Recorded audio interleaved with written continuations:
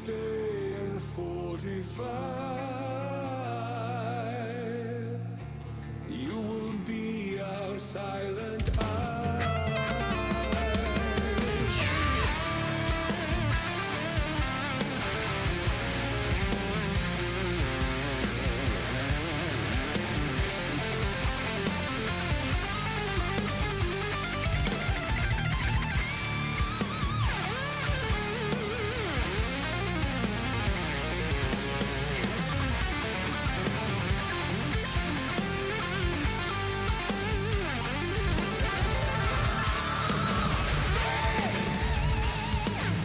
Come seek us out. We will be there to give them reckoning. Oh, you shall wait at the city gates. You shall guide their way. You shall hear their coming steps. Hear our malice. For every soul they took away.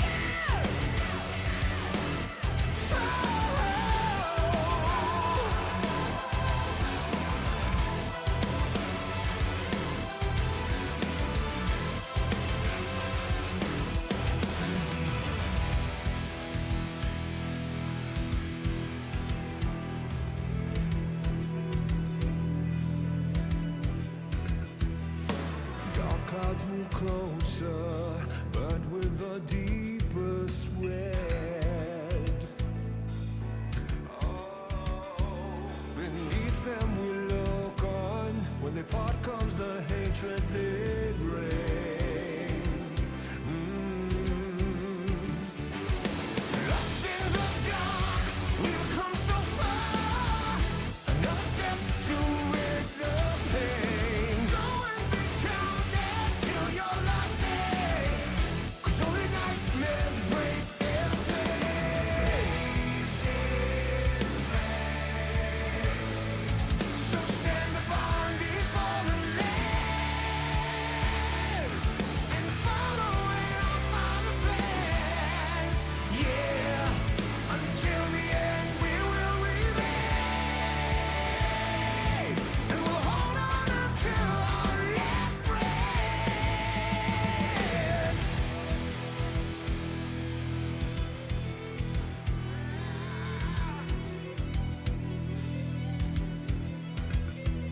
So what is to be left for us? My people look on and say, don't fear what you don't know, 'cause we're far from certain fate. And we'll make our final stand. Lost in the dark, we've come so far, another step to rid the pain. Go and be counted till your last day, 'cause only nightmares break their flames. So stand upon these fallen lands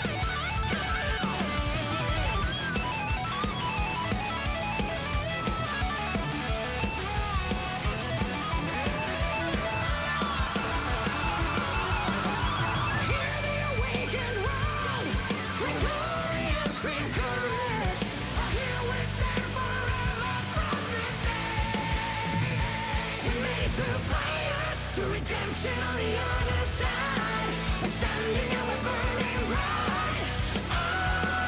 Alright, 'cause we are timers, our future knows not your pain. Our past knows only victory, so we still remain.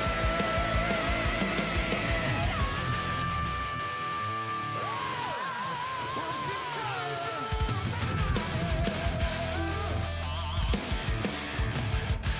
And we still remain. Yeah!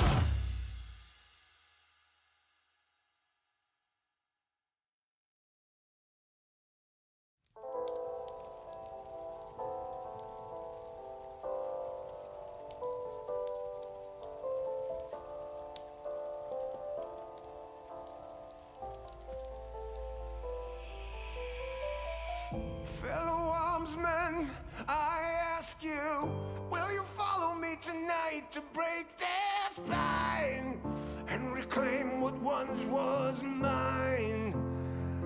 Those cravens backstabbed me, deceived me.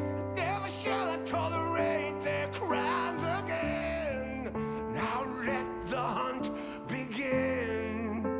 Oh, 7,000 souls scared and daunted, such a tale of woe. Not too long ago, this village was a golden scene of hope. Call down the reckoning to bring back hope and peace. Restore our Gloria to live forever. Bring down the dark regime. I know how to unleash eternal power. Lead us to order. I am the light bringer. Fellow warriors, I ask you, should my campaign come to an end? There's way more to avenge. Oh, 15 million souls living in this realm without much hope. Not too long ago, this kingdom was a golden state of hope.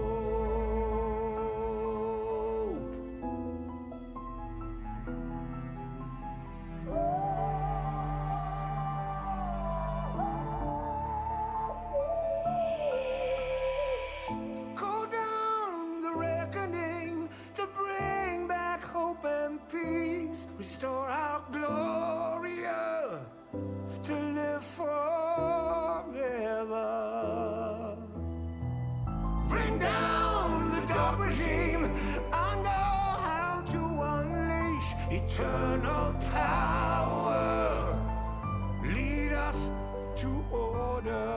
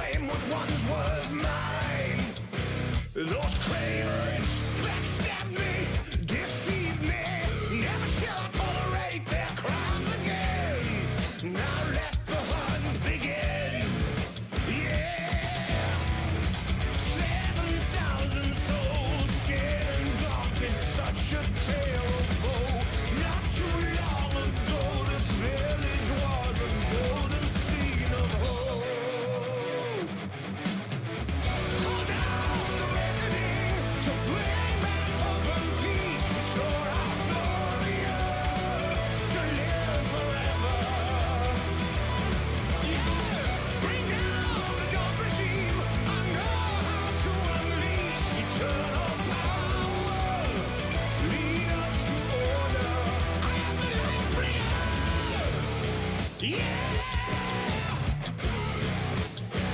I am the light bringer.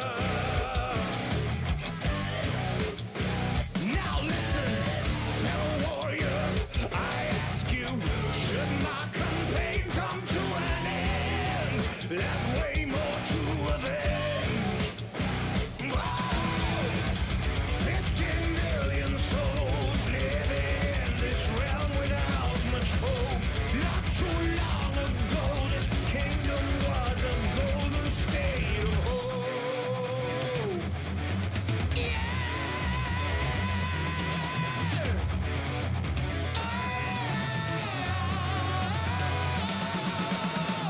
Call down the reckoning to bring back hope and peace, restore our glory to live forever. Yeah, bring down the dark regime. I know how to unleash eternal power. Lead us to order. I am the light bringer.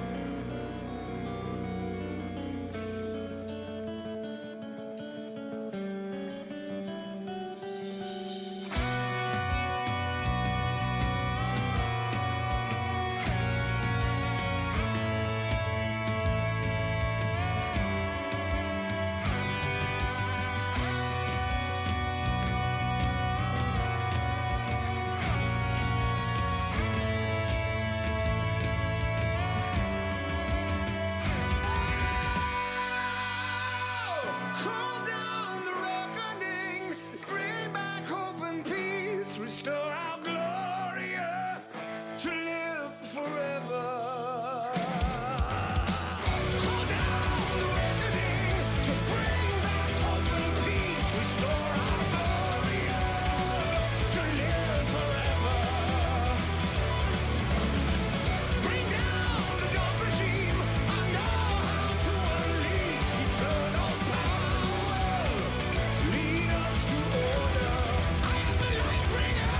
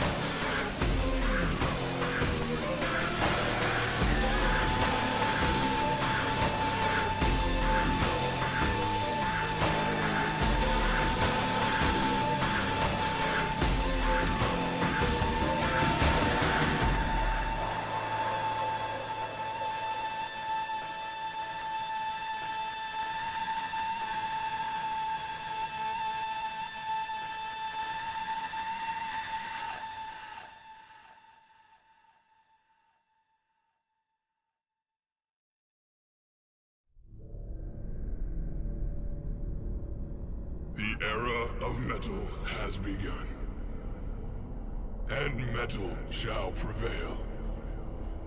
For we know what they have done. 5 legends of our realm who sought to follow the path of their dark musings. But they did not know what they had summoned. Pentakill. To these creatures, there is but one thing left to do.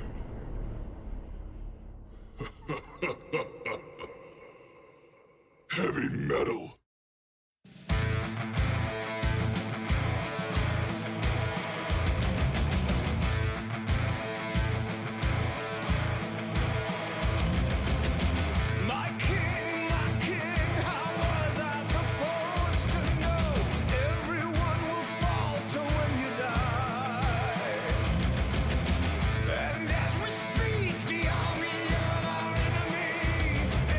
Approaching our gates, we cannot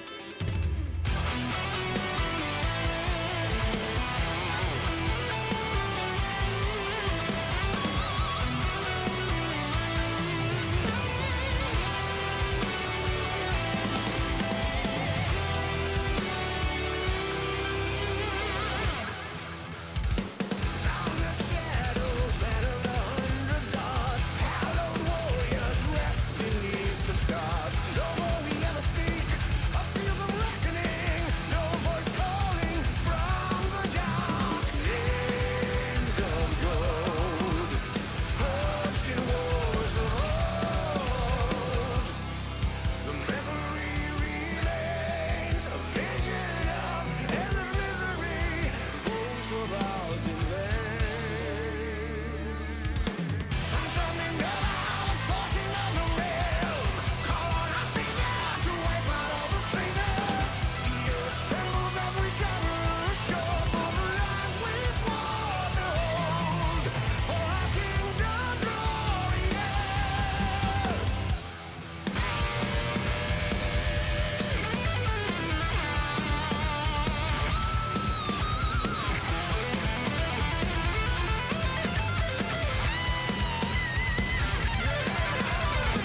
And the demons found us overnight. Still we're standing, basking in the light. No more we ever speak of fields of reckoning. No voice calling from the dark days of old. Was victorious. The memory remains, worlds falling away. Some tell me now the fortune of the realm. Call on our savior to wipe out all the traitors. The earth trembled as we gathered ashore for the lands we swore to hold. For our kingdom glorious.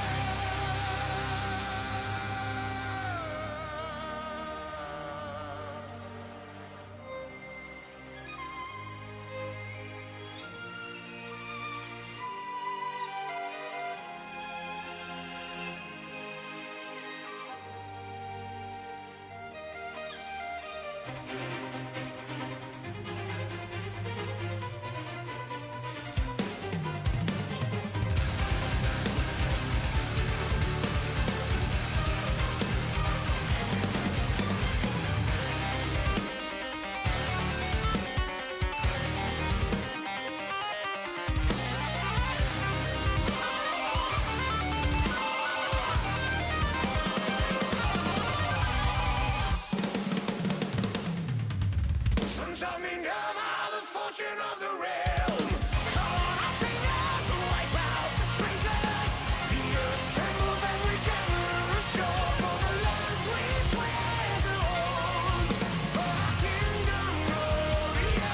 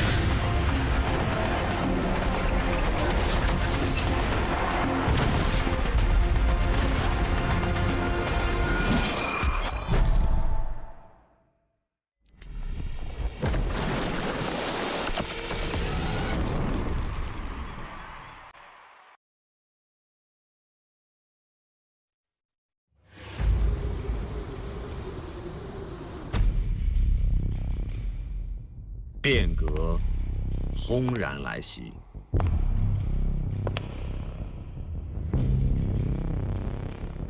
峡谷已是人心博弈，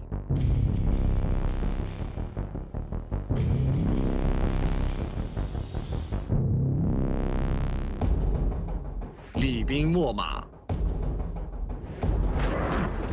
落子无惧。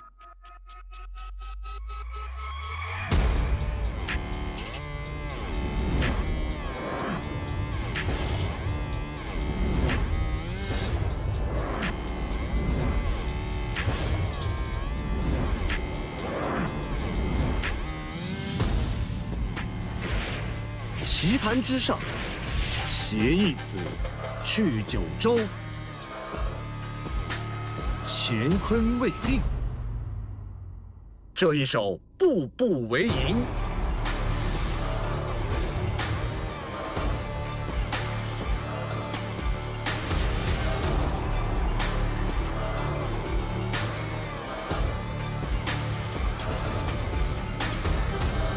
池歌市马少年们，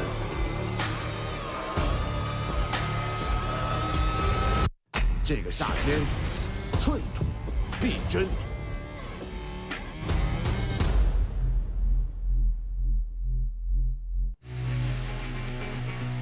Welcome back to the LPL, your home for top-tier League of Legends. We are here with another day of week number 1, and we are here with our summer split. It's going to be a fun one. I am Mazel. I'm joined by Jamada, and I couldn't be more excited to welcome you here, my friend. And we get to kick off what will be a banger day today. Are you excited? I am very excited. It's been a little while since I've been here on the LPL cast as well. Sometimes still very early on in spring. So yeah, excited to be back. And like you say, we've got two very, very exciting series, given how, you know, I think especially this first series, TT and JDG, how they both respectively performed. It could give us a little bit of shine. And of course, there's maybe a little, you know, I was going to say energy, you know, LNG TES. Yeah, you giant know, moving in the background, you know, yeah, no don't big worry deal. about that. We'll talk about all that in just a little bit. We're going to go ahead and take a look at yesterday's games, which ended up being a bit of a short one, I gotta say. But it was a bit of a fun one, I think. And I want to specifically highlight a lot of the meta decisions we're starting to see. Obviously, Skarner and things are still super high priority, but we did only go 5 games yesterday, as you see. RA taking a roughy-toughy against OMG, and then we had RNG falling 0-2 to the might of BLG. Yeah, I think, you know, that second series, to be expected, BLG are back, business as usual. First series, it felt like it definitely could have gone either way, but the cookies kind of crumbled how they did. And now, we look at today's schedule, like we kind of mentioned coming into it. TT, JDG, that's going to be an opening series. LNG, top esports. Feels like, you know, it's going to be the expected top of the table clash inside of that group. And these series very well could easily dictate who lands on the top side of their group come the end of this phase. Both teams, LNG and TES, sitting at 2-0s to start it off. That Group C matchup going to be an intense one. Both those teams expect to be the top teams. But here in our first matchup, JDG expected to be the dominant horse in this Group A matchup, but also in Group A in general. Although, you know, we did see them get brought out just a little bit in their games. We haven't seen necessarily the highest strengths of JDG, but I think it's going to be really interesting how this all works out as we take a look at all the groups. Yeah, Group A, like we mentioned, JDG, FPX, TT, EDG. You know, to me, I feel like I'm looking over towards Group D, and the fact that you can get 3 qualified teams into the next phase is super interesting, right? Because I think a lot of people will, by default, kind of look at NIP and Weibo as the first 2 in. So now it's eventually going to end up being a scrap between AL, Ultra Prime, and IG. Eventually, hopefully, you know, IG wake up. They're always a fun rush to watch regardless of whether or not they're struggling. But yeah, across the group stage, I think everything kind of falls where most people are expecting so early on in our group stage phase. Yeah, I still see so much chaos in the possibilities of Group D, but it is interesting that we are seeing some different fluctuations. Obviously, the big WE 2-0 start here has been really big for them. A team that's been known for streaking in the past, so it will be a lot of fun. And I think the way that some of these groups are early panning out is interesting because it's still going to be a gauntlet of 4 weeks. You have to remember it's a double round robin, which the first time we've seen in the LPL and feels like forever. And the fact that, you know, you get to learn from your mistakes, learn from your previous matchups is going to be really cool to watch. Now, let's go ahead and take a look at our teams for tonight, though. JDG will be kicking us off, a hometown favorite here, but also maybe just a little bit of a favorite in the LPL. It's a mighty team here, Jamada. Yeah, it still remains a mighty team, and we will be anticipating towards the end of this split that they will be trying to challenge for the title like they were all of last year, winning it. Flandre, Kanavi, Yagao, Rula missing. You guys are very familiar with the JDG roster. I'm going to be having my eyes on Kanavi this series because I feel like, you know, we've kind of mentioned that first opening game that they had against EDG. And whilst I feel like JDG, you know, have had a bit of a tendency to return to summer, if we're going to also look at last year, to be a little bit slow off the mark, right, in terms of overall performance, it always feels like it comes back to Kanavi somehow or some way in terms of how the actual team structure feels. So I'm looking at him in this game specifically to be a little bit more disciplined around some of the plays he's making, but also more proactive in trying to enable Yagao or enable specifically Ruler on the bottom side of the map. Yeah, if you didn't watch the off-season content, JDG sent all their players off in the countryside, and they were all doing wonderfully wholesome things. But they also went like paintballing one day, and Kanavi learned some general skills that day. If you haven't watched it, go watch it on their YouTube. It's all in English subs. But it's going to be a lot of fun to watch this team kind of work with this meta. I think that's the most interesting thing is how they're going to kind of use some of the tactics we've seen so far. But TT, on the other side, even though things maybe didn't start so strongly for them, I think the interesting point is still UCal and trying to find ways to make this team work, especially around that mid-jungle duo with Beichuan. Yeah, I feel like with TT, the one thing I always love about them is how creative they attempt to get, especially around drafts, right? And prepping around specific teams, that's always going to be one of the things where if they feel like they have to problem solve something, they're going to come in with, you know, a creative solution to it a lot of the time. So I'm kind of wondering if they're going to have anything specific in mind for JDG, right? You mentioned the mid-jungle duo. I definitely do agree. I feel like occasionally, you know, we always hype up the UCal show, and I think it's always very fair. 1XN does have his moments as well, so I do wonder whether or not they may try and give him a little bit of spotlight. However, it is into Ruler missing, so, you know, it's a little bit difficult to try and make that one work every single time, especially in a series like this. Feather looked pretty good in their game one as well. I was very excited to see him. It was a heartbreaking reverse sweep, honestly. They lost to FPX in that first sweep matchup, I guess, in the same week now.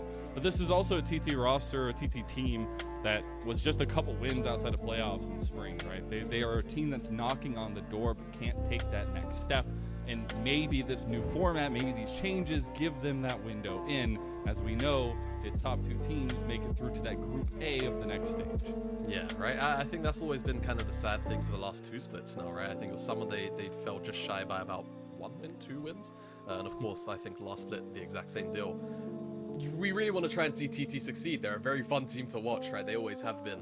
Feels like always slow off the mark, but then they hit that middle of the split stride, and they're like, oh yeah, we've got everything figured out, but then it's already too late, right? So mostly it's just UCal yelling, you know? Yeah, mostly it is UCal yelling and just kind of hoping that his teammates wake up a little bit sooner.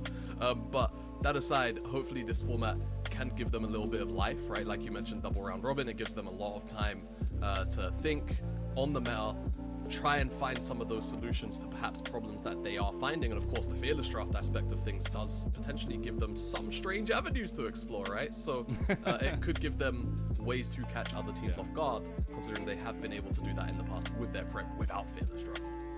That's the coolest part, is the fearless aspect of it. I've gotten to see a lot in ACL, but it's also been a next level of seeing how strategies are implied and employed with this new drafting system, where, you know, once something is chosen in one game, you can no longer choose it for your team in another game. And I think we've seen, you know, the Callistas, Skarners, things like that be really pulled to the first game, second games, even sometimes if it's let through. But it's really, really about what that first game ban plays out to, because it kind of sets the trend for the day, or at least for that series.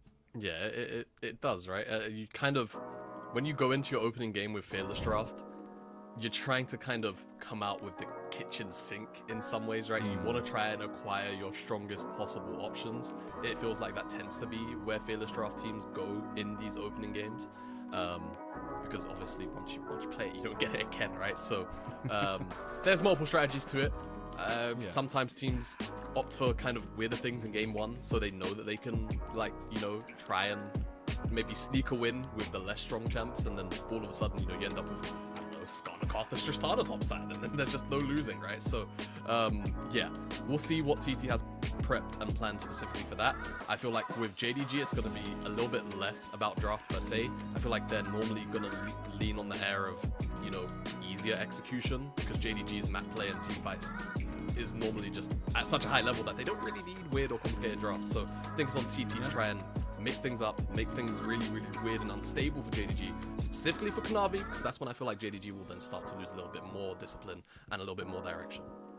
And that's, dude, brings the question, do we see like some craziness on bot side? Do we see 1xN and Feather just say, hey, we're against two of the longest standing members in League of Legends, let alone here against us, so let's see if we can do something. It'd be really, really interesting. I wonder how much priority the Solutions and Felicit, if it makes it through the picks and bans. Like, but have you seen anything meta-wise that you've been really kind of curious about or wanting to see more of? More of AP junglers. I think we've seen a fair enough, but honestly, I feel like they are just so damn broken on this patch that they, generally speaking, should just be prioritized, man. I don't know. I get it. Teams love having their junglers on Vi, Sejuani, the occasional Maokai. We see him a little bit less these days. But your Lilia, your Karthus, your Brand even, these champions are in a ridiculous state right now.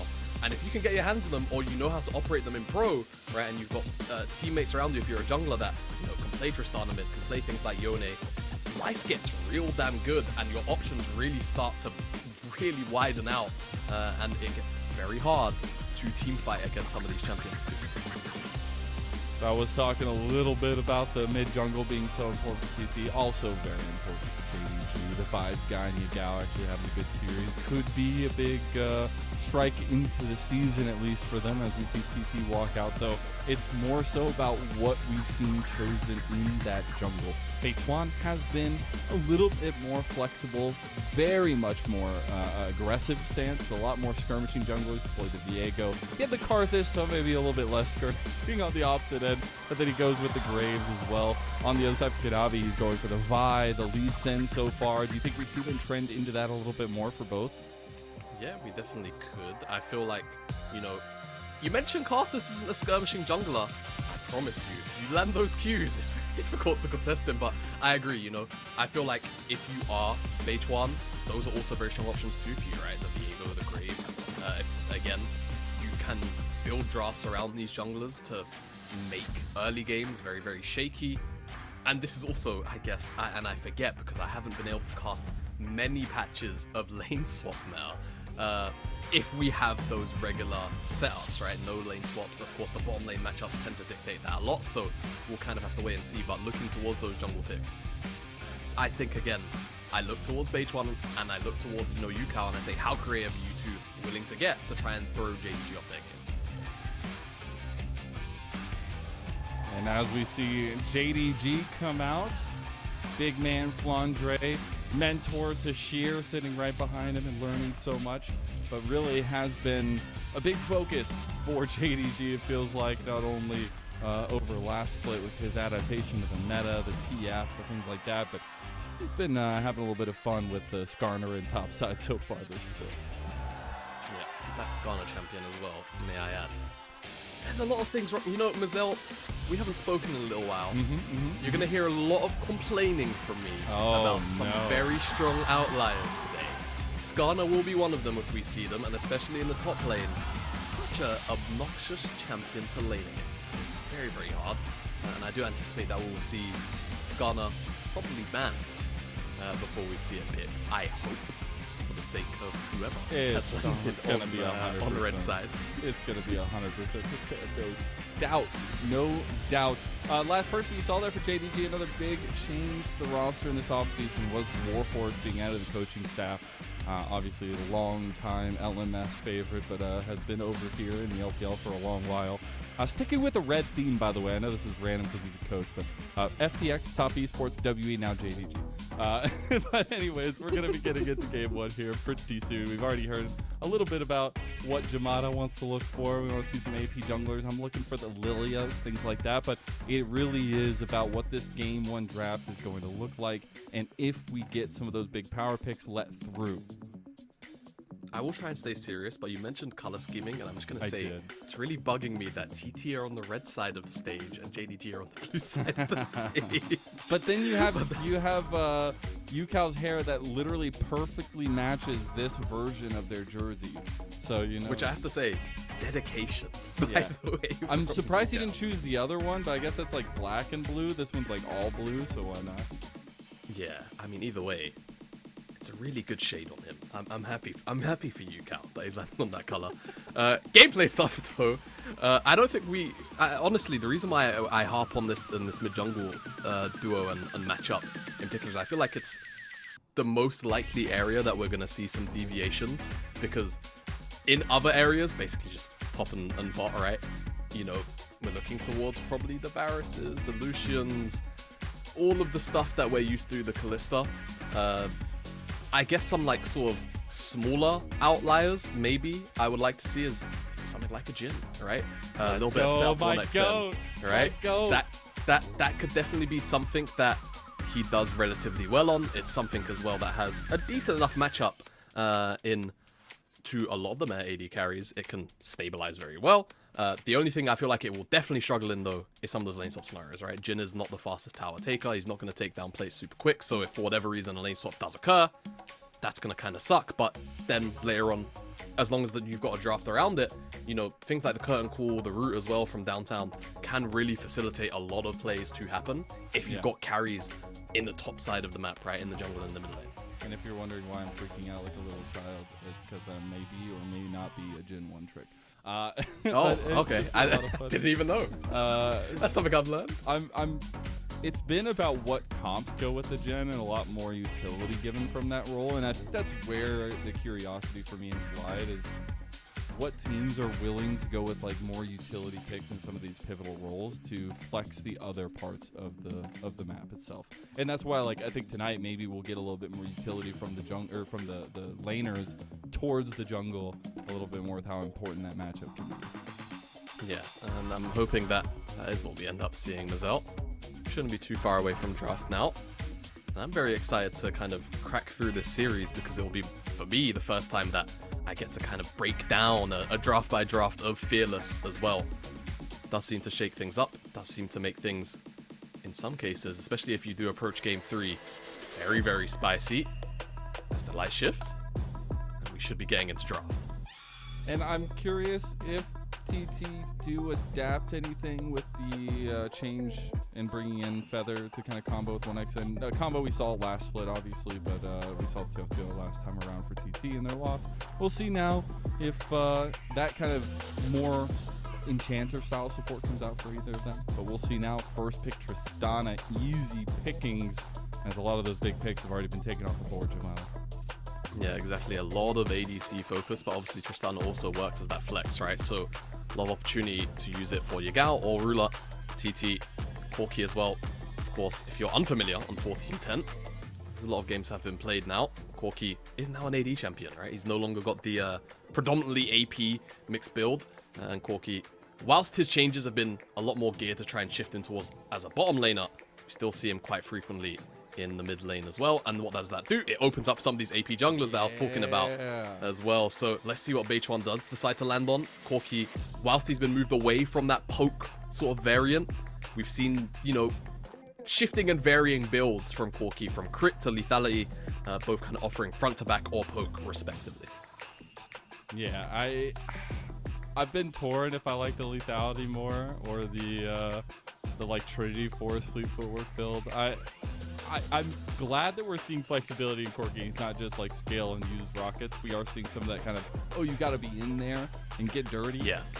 Which I can appreciate very much. It looks like Feather's not going to go to the Enchanter. He's going to be back to his normal of the Nautilus. We also get the Leona on the other side. This has been another pick that's been really rising in priority around the LPL. Yeah, it definitely has been. And when you're against the Nautilus as well, Leona has historically had a very, very strong lane matchup into it. But what it does spell for both of these teams is, relatively reliable engage, right? So very, very exciting for both of these sides. They've both got flexed ADs right now. And there's the Kanavi Nidalee. So what will Beichuan answer it with, right? When you've got that Corki there, you've got the opportunity for Yukao to pilot, and then for, of course, Beichuan to pick up one of these AP junglers. Something like the Brand was hovered, the Nidalee was obviously also hovered by him, but snatched away by Kanavi. Do you want something like that Nidalee, not the Nidalee, the Lilia as well, right? All of these things up and available. Very, very powerful tools. Diego. Like If you want the Karthus. All right, just go with the, hey, I'm All just right. going to out-farm and outscale you. The thing that's scary about this and what is terrifying now is you're giving Kanavi so much control around the jungle, around the map, right? He's going to be the one that can initiate movements into Beichuan's jungle. Beichuan going to have to find a way to deal with that. Yeah, what TT need to do to try and facilitate this Karthus pick from this point on is try and ensure that they can secure very consistent lane priority, right? If this is going to be Corki in the mid lane, they might end up suffering. So I imagine now we might actually see 1xN pilot this, and then we see Yukao pick up a champion that's going to be able to kind of contest mid prio a little bit more easily. We'll see, though. It definitely can shift both ways still, right? TT, they might just decide to put Corki mid regardless, but they go towards that TF ban for now. Definitely a very strong pick at being able to lock down, you know, some of these sort of more immobile champions like a Karthus. Very easy, just throw a gold card and then he can't move, and you will get Leona Oid, and all the rest of the follow-up will suck. And they're going towards that Renekton as well, so maybe eyeing up a Cassante for themselves as a blind up in the top side. Seems like the safest bet. JDG just trying to hammer in on 1xN's champion pool. They go towards the Jax. What will Hoya want here? I feel like with that Jax gone, the Cassante just makes the most sense, but we'll see exactly what the priority wants to be for TT. They still have the option as well of revealing this Corki flex, and it seems like they might do just that on this lock hovering over the center. I think they have a lot of options still available for their final pick here as well. I think the Nautilus Senna just makes sense here. You're going to get a little bit more safety in the bottom side. All right, well, hey, it's the fourth pick of their side, so might as well just go ahead and pick the Master of 4 and Jin. The utility going to be important here, Jamala. Yeah, but I'm loving this right now, right? I mean, kind of mentioned a lot of these champions already. The Karthus being able to just kind of press his R key, the engage from Feather on this Nautilus, and then Jin also raining down, right? These kind of potentially siege opportunities are going to be very, very strong with some of these tools. The pick opportunities as well, with so much reliable engage. It's going to look really, really good for them. JDG going to round out their comp by revealing the Tristana Flex. It will go into the mid lane for Yukao. When you see Nidalee there, it does make a lot of sense. The Sivir now as well to play that front to back. The spell shield so pivotal at blocking any of these spells on the opposite side from TT.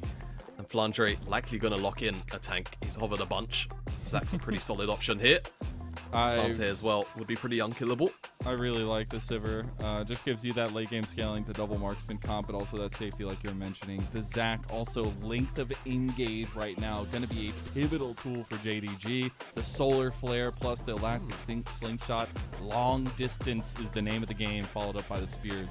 TT, they need an answer for Hoya. They saved this final pick to try to get something that's going to be good into Zac, and it is the Poppy.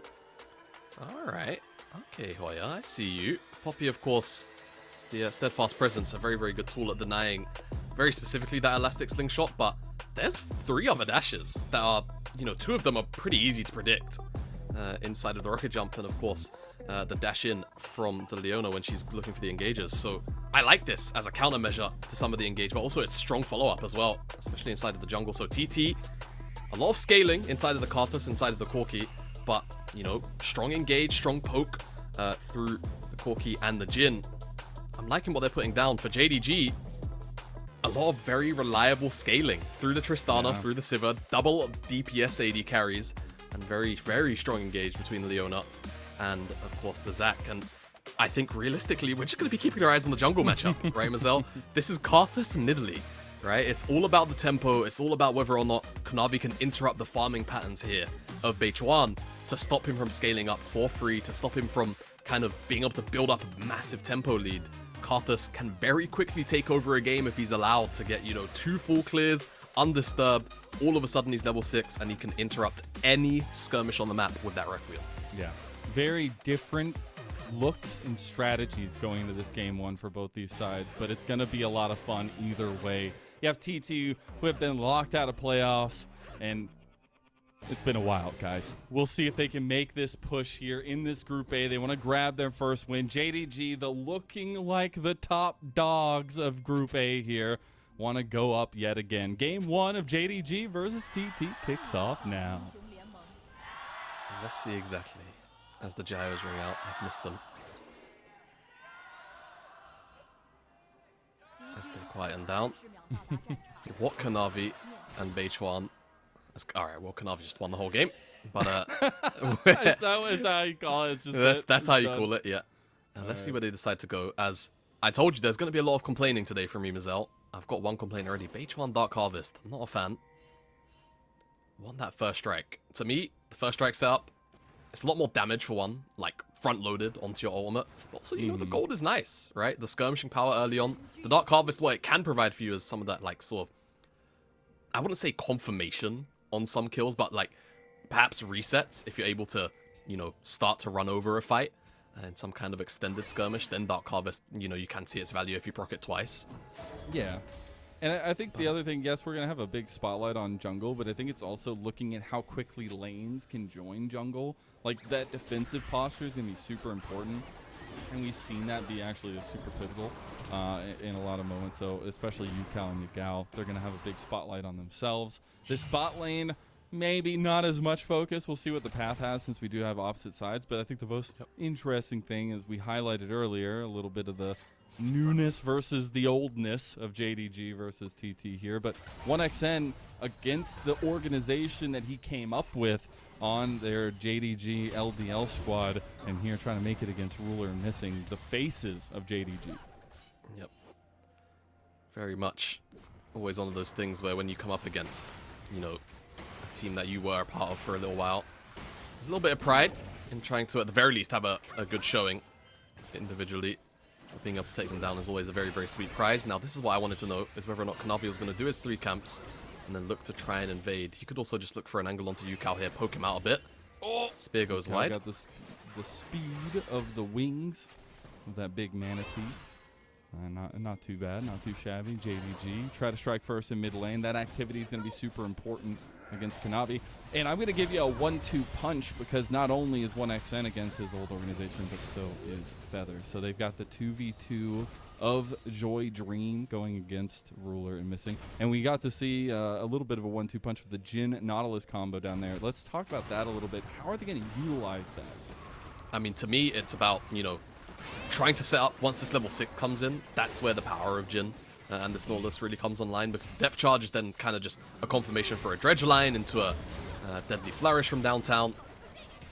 It's just a very, very reliable combo. Very hard to get out of, and it's only really on Ruler to find the timing for a Spell Shield to block out one of these spells to stop the combo from happening. So that's really where I'm looking towards CT, as Feather has consistently found these Dredge lines, and a very strong trade comes out.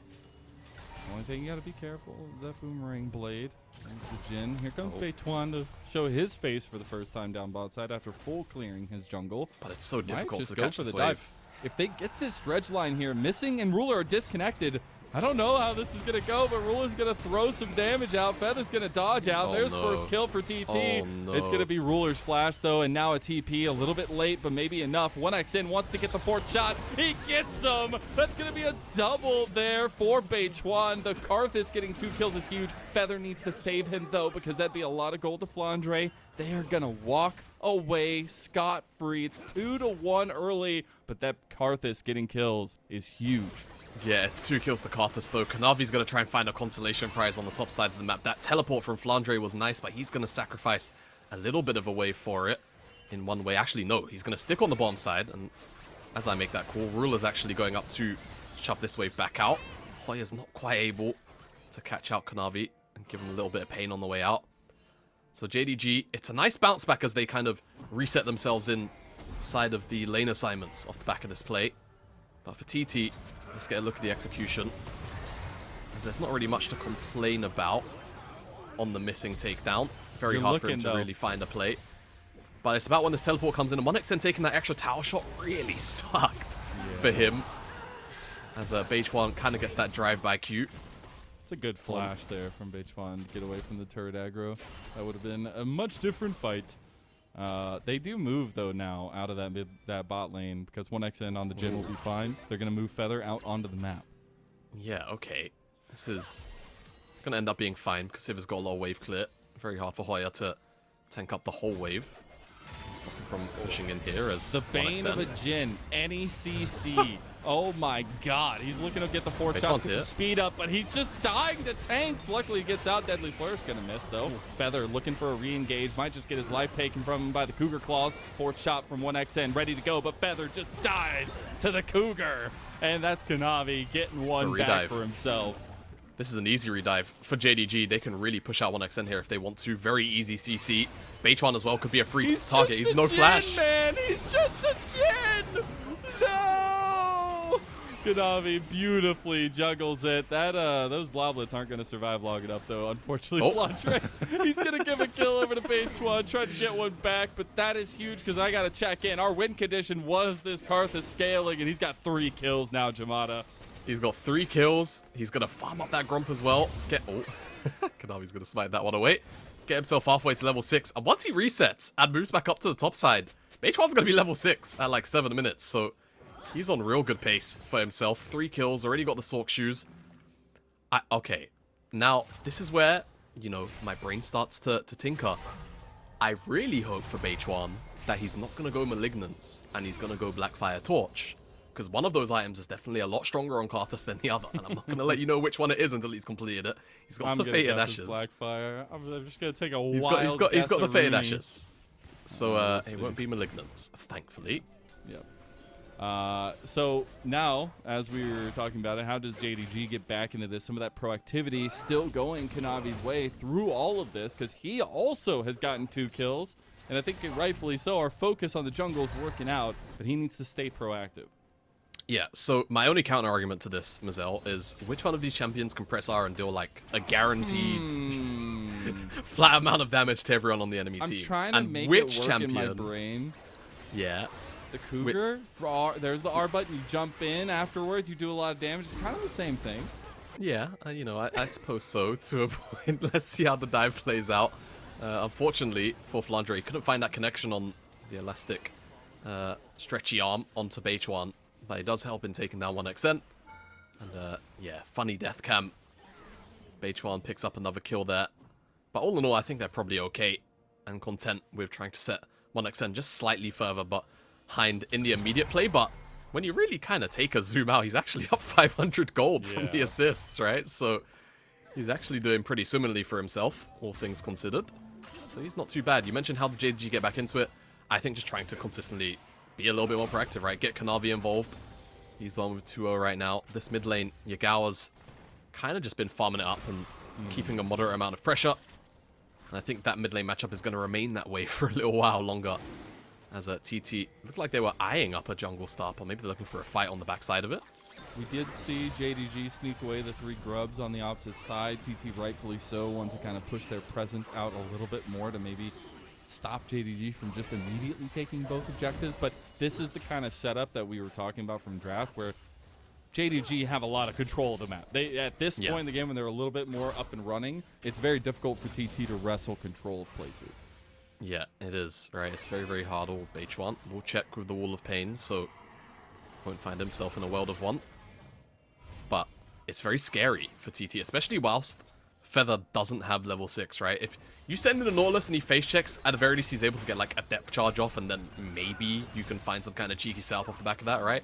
Dredgeline alone does make it a little bit difficult to really confirm a lockdown all of the time this early on into the game. In those kind of settings where you don't really have that pressure. JDG, I think now they're going to start, or look to start up that dragon. As Feather had to take a reset. 1XN forced off the wave.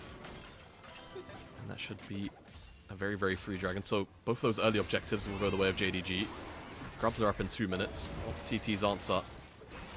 Because as I look at the map, it feels like there's not really one, to be honest with you. Feather's opened up onto the top side of the map. They can look maybe to dive Flandre, but I feel like, you know, it's Zac. It's very hard.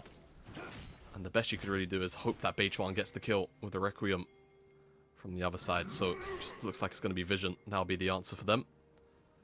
And maybe they try and contest Grubs in 90 seconds time with it. Yeah, I think getting some of that preemptive vision from TT is big. It should get cleared out pretty heftily by JDG as they move missing to that side of the map as well, but all of this is to try to position around these grubs. Meanwhile, top side is the big focus, and Flandre caught looking a little bit there. Will be sub 200 health, and here comes the Requiem. He's healing a lot, though. No, yeah, but the flash from Hoya shuts him down. Big hammer slammer. Big hammer slammer. I think right on the back end there, Flandre just about picked up a blob, which brought him above that Requiem threshold. Remember that Q is now Feather. How much trouble is he in? Feather. That's a 4-level difference. Yagao walking up behind you to take that spear to the dome. Beichuan gonna flash over. Solar Flare goes out. Feather sacrifices his life to get Beichuan out of there. Hopefully it's enough. Yeah, it should be for Beichuan and his 3 Dark Seal stacks. Does just about waddle away, but this should be confirmation of a little bit more of a lockdown setup. Actually, tell a lie, Missing's not got many wards, or any wards actually left in his support items, so maybe looking towards a dive 1xn. Nope, wave's gone too quickly, so just looking to maintain control on this top side, look for that 6 scrub action. TT, will they realistically be able to contest this is the answer, especially with that Carthasol being down. I feel like the answer's probably no. And you also I'd like to have to see a bit of a cross map. Yeah. For Yagao, that's actually pretty huge. And that's where you're going to start seeing maybe the double marksman style come out clutch. Also, getting 6 scrubs with the Tristana helps a lot. They got the 4, so they got the mites anyways. TT maybe trying to move in to make sure they can't get all 6 and initiate grub again. Yagao getting TP'd on. That spear is going to take a chunk from Hoya. He's trying to get out of here after TPing in. Maybe a missed call there by TT. They'll move out after. Oh. Yeah, I just don't think they were anticipating as Flandre should be fine. I've lied to you all. I think you were lying. I think there was a bit of cap in that stint. As there will be the bloblets going down. Yukao picks up an easy kill for TT.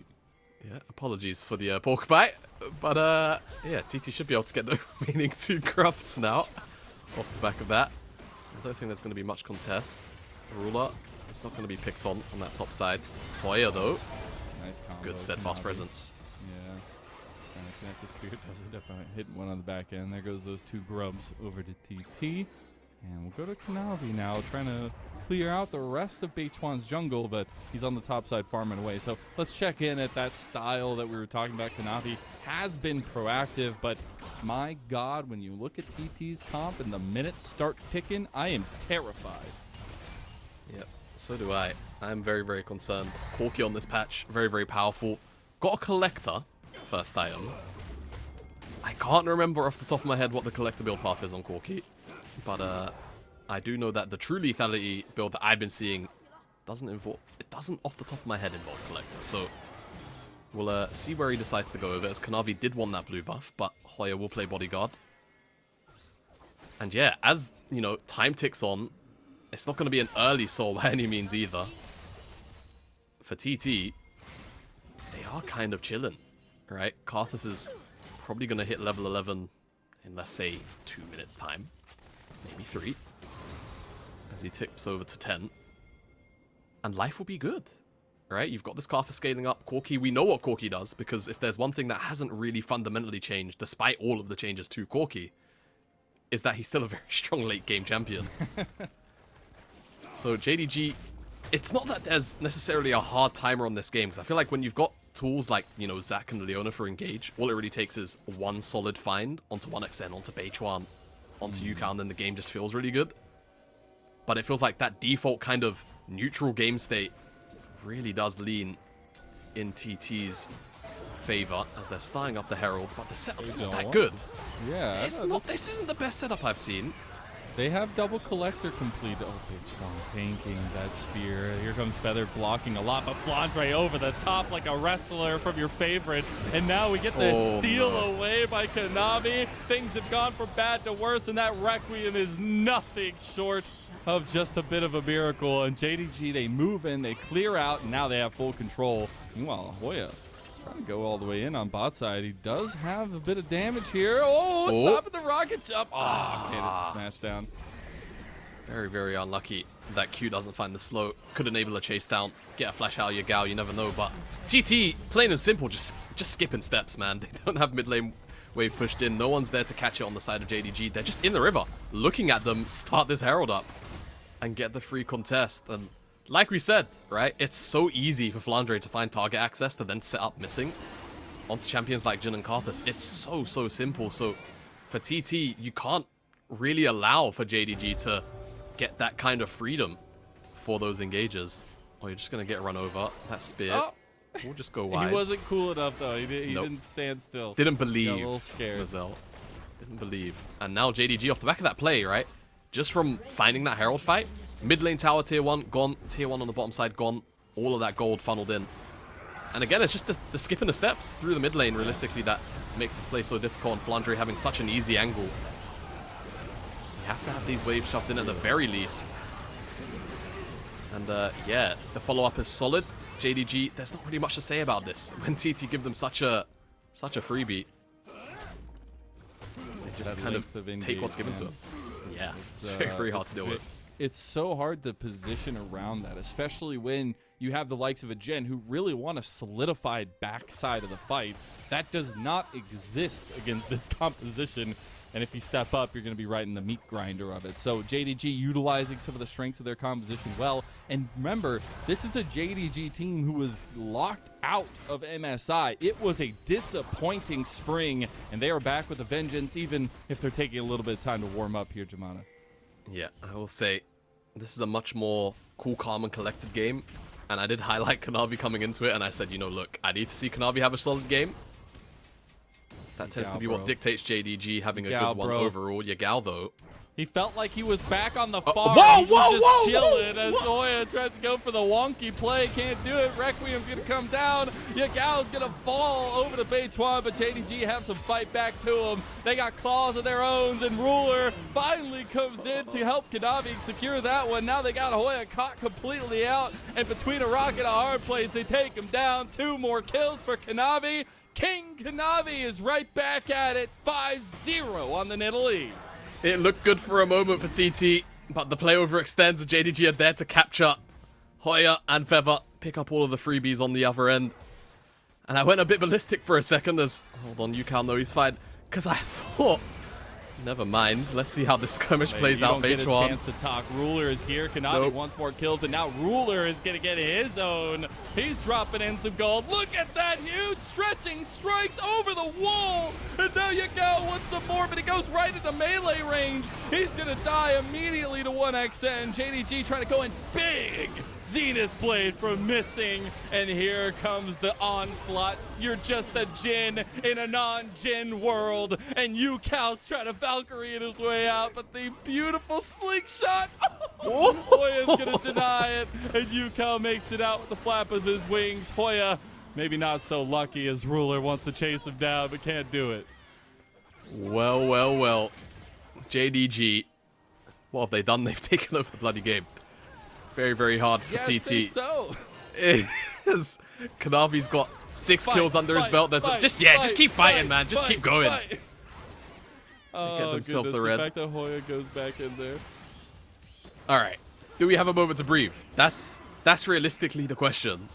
And I feel like our answer is finally yes. Is the replay the topside play? I'll let you know why I went mental. I thought for some reason Hoya managed to E this creep. It wasn't an E onto the creep. No. It was a buffered buster shot. Don't worry. As, yeah, they do pick him up. Yagao, that is, with the Requiem. But they take so long in getting there that JDG catch up with the Sivir, and then, yeah, the chase down. It's so easy. Everyone's very, very easy to capture. And then, yeah, you look here at 1xN and Beituan trying to find the collapse, but these Qs just aren't connecting from Beituan on the initial part of it, and then they get engaged on. Stretching strikes over the wall. Longest Zac arms you'll see all year. But I will say Yagao's kind of nutty for that one. He just jumps straight into feathers like, you aren't a Nautilus. It's, yeah, it's very, very bold, shall we say, of Yagao. But, hey, at the very least, what we've learned about Yagao in that play is he's not a KDA player, right? He's in it for the love of the game. He's got his heart in it. And that's the important thing, as 1xN is, yeah, again, learning what it's like to play against Zac. God, yep. Well, more so what it's like being a Jhin against any sort of CC. Feather will join him. And unfortunately, the big brothers of JDG are looking down upon their little brothers in 1xN and Feather. The would-be JDG LDL duo back on TT together against their former organization and being put in the dirt. Yep, he is. And I mean, for JDG, you know, we can harp on about Kanavi as much as we want. 8 kills, legendary. Won't find that spear. But Flandre and Missing, they've been the ones setting up for it. Kanavi's just the one with the damage. Plain and simple. As JDG will get their 3rd dragon, and they're just looking to set up siege across map. Yukao. How much danger is he in? Oh, maybe a little bit of assist. Oh, he's not dead. Okay, finally he dies. I was about to say the explosion's still going to do it. The tower falls as well. Feather try to re-engage on the Missing here. Depth charge going to be used. They just want something back. 4 shots up and ready to go, and there you go. 1xN gets his 2nd kill of the game. All right, so a little bit of consolation. Ruler doing his best reckless impression, farming up everything he can on the Civet. As Bechuan will now check his Raptors. Probably sigh in his chat. But he's got a mid-wave, so everything's alright. You know, just take it for 1xN. He just picked up his IE, he doesn't need it. But yeah, TT, they're on the struggle bus now. Very, very far behind. It's so difficult, you know, playing against Nidalee at this point in the game with so little control. But that's the thing, Bechuan, a tear just rolled down his cheek. We were talking so much about the scaling on TT. Oh, he got a couple kills early. This is huge. But then JDG just turned on the tempo, and all of a sudden you look across from you, you've got an 8-0 Nidalee staring at almost 3 items here, completing that Magi's just now. And it's so hard to think, can we survive another 10 minutes to make sure our comp makes it? Yeah, I feel like the answer, I'm just gonna let you know. No, 1xN, no. bro.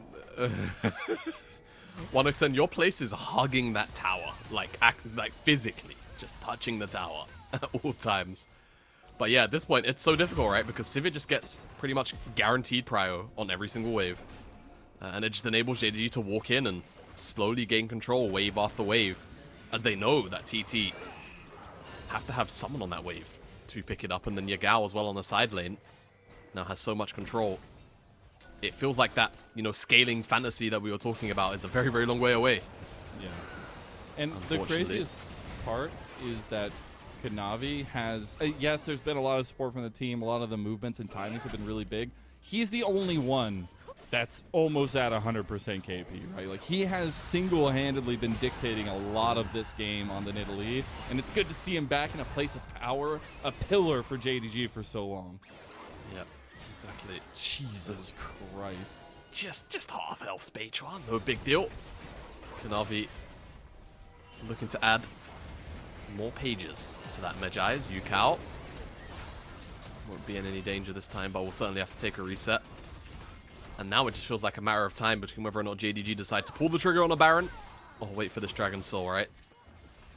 That's really the big question, whether or not they even want to allow both those objectives to be up at the same time. Flandre just proc and demolish for the love of the game. Oh, deep TP, deep TP. Oh yeah, they got very Hoya deep. on a massive flank.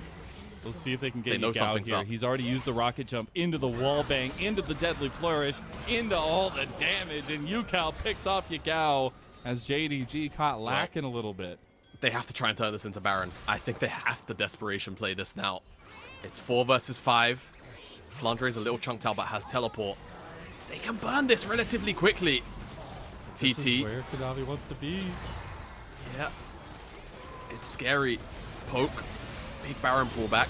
They want the turn. Where, with that half health on the Bechuan with 1 spear combo. There goes Flandre, though, immediately into the Bloblets. But the Baron, and the AoE! JDG are cleaning house here! Webrium's gonna come across. 1 more spear connects. That is not gonna be enough from the curtain call. 1 more shot goes completely wide. 1xN fights back, but JDG deny the Baron take from TT. My word, the AoE there was nasty as well, and I guess JDG need to hand that Baron a contract. No. TT, they weren't quite able to find the successful turn. They did do a lot of damage in terms of being able to burst out Flandre so quickly, but Bechuan was out of mana. I think he ran out of mana right on the back end of that play. Didn't help him out, and TT as a whole, again, you know, even being able to pin down the Zac in this specific play, it's so difficult to not get run down by Leona, by Ruler, when he's unfazed, right? Untargeted. As they look for the turn initially, it's great disengage. But Beitron, you can see here, he's now effectively not a champion. Yeah. And Ruler's ricochet here just hits everyone. Missing goes forward. It's just so hard to play. It's so difficult to play. And like you said, it was where Kanavi wanted to be. It was where Ruler wanted to be.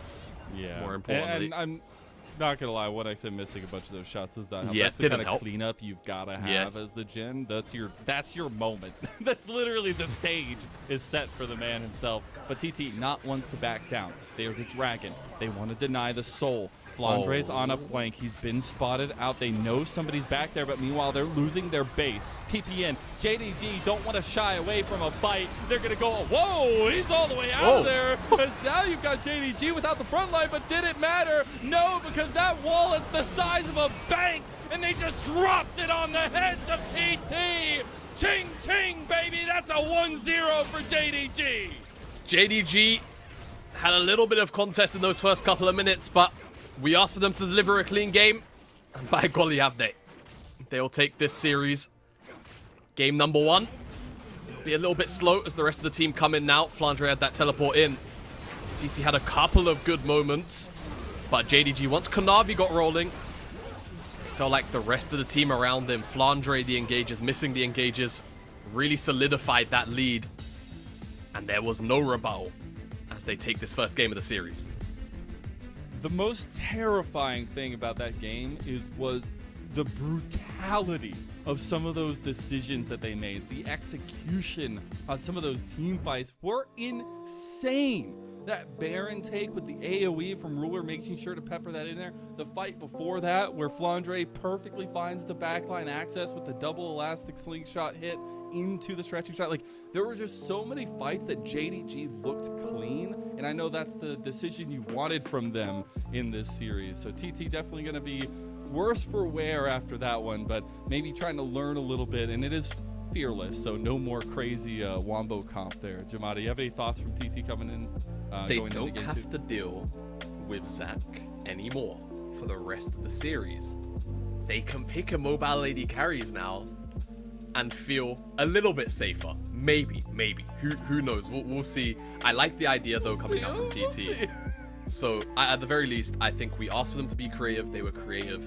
Now let's see how they try and adapt in game number 2. Can't do nothing in the jungle. The Karthus leaves you open like a book. Now, let's go ahead and see what TT can bring to us in game number 2. We'll step away for a short break.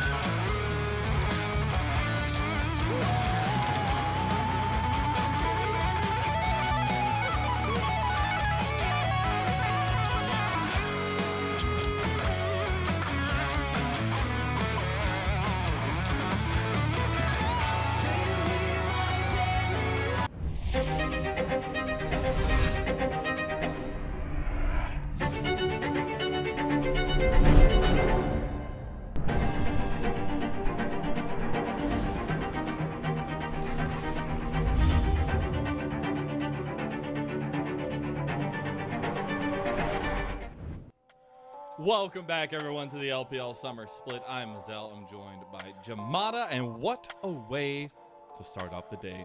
An expected victory for JDG. Maybe not exactly the way we expected it, but it is the AP junglers that come out clutch in Kanavi. A massive performance on the Nidalee. The man was all over the map, Jamada. Yeah, he definitely was, and he will be getting MVP. Though, as I often do when I see MVPs like this, I'm honorary shouting out Flandre and Missing Man, because without the front men, Kanavi would not have gotten this fair. Or at the very least, though. 10-0-10, not bad. Look, 10-0-10 though. I won't, not gonna try and let anyone else steal his thunder. He had a blinder. 91% KP as well. Did a bit of a job here, to say the very least. He probably finished the game with max stacks on that Magi's too. Very, very good looks. Very, very good looks overall. We didn't quite get to see that, like, early game permanent invading, per se, like, one-to-one in the jungle. But again, it was about the plays, in the side lane specifically that really started to set him ahead. It was like post 16 minutes. It was just run around the map and see what shenanigans we can get into. And it worked really, really well for JDG. As we take a look back at some of the highlights from that one, it was really about the long distance engages, like you were alluding to, for JDG that worked out. Yeah, right. Zach Elastic slingshot, Missing with those solar flares as well, the follow-up from downtown. And yeah, just made life very, very hard for 1xN in the extended. Bit of a fade away in this particular play from Kanavi, and then of course the redive that comes through could have maybe picked up both Beige1 and 1xN, but unfortunately did not find both of them in this specific dive. Either way, it still set the pace for Kanavi, right? He was still getting these kills and these plays, which eventually did set him up for a very, very successful mid and later on portion. And that's where, like, we were looking on the other side. Beige1, he had gotten kills early. They had found a little bit of success there. Here, particularly trying to find Flandre early, but it just wasn't able to scale long enough. Like, we needed them to get to 30 minutes, and then we saw them take that Rift Herald fight that really set the tempo up for JDG. It really did break the game, right? I think the fact that, again, they just skip one step, and it just breaks the game, makes it very, very unplayable from that point on, right? They had such a decent foothold in terms of, Beige1 being pretty ahead, 1-to-1, even with Kanavi, right? To losing control of the game, not being able to farm up anymore, no longer having mid-prior because Rule has scaled up to a point where, 1xN can't kind of push him back 1 versus 1. Not only because of, just kind of the pressure that Civic can bring, because she's started to be a little bit more accelerated than 1xN, but because if Flandre was dipped out in Fog of War, you don't know where he is. All of a sudden, you've got a Zac on top of your head, trying to push out this mid-wave, cheating tempo. So, yeah, very, very difficult. And yeah, I feel like JDG, we asked for a clean game. They gave us one. And I'll just say, Kanavi, listening to all the Yumi enjoyers playing the Yumi Nidalee skin, really just having a time of it. And I think these are the kinds of moments where, like, this was a massive move forward from JDG, but it is why we always see them at the top levels of the LPL. It's because their decision making, their togetherness, their team play has been so good, and they're angry that they missed out on internationals in spring. Yeah, as they should be as well. They were a very strong looking team, but BLG, we felt it was a given.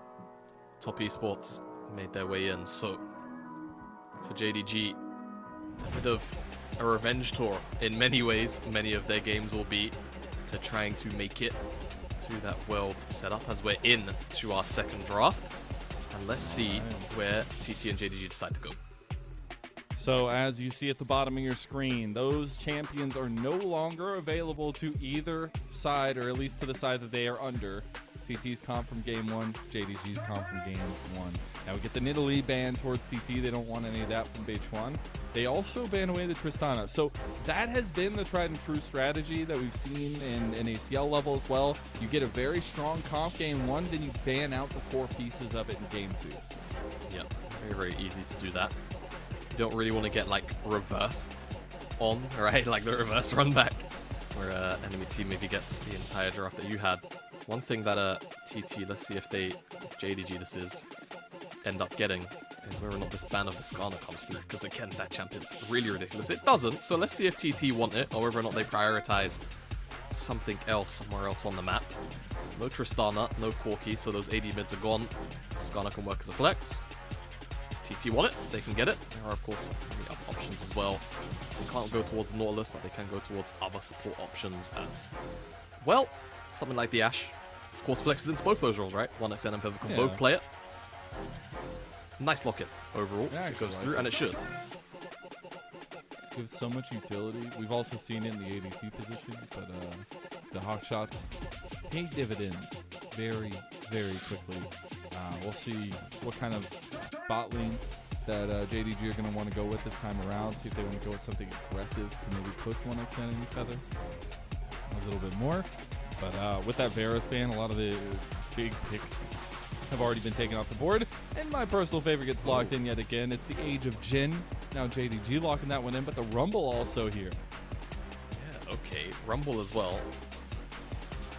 We'll see where JDG put this Rumble. Of course, it can go into the bottom lane.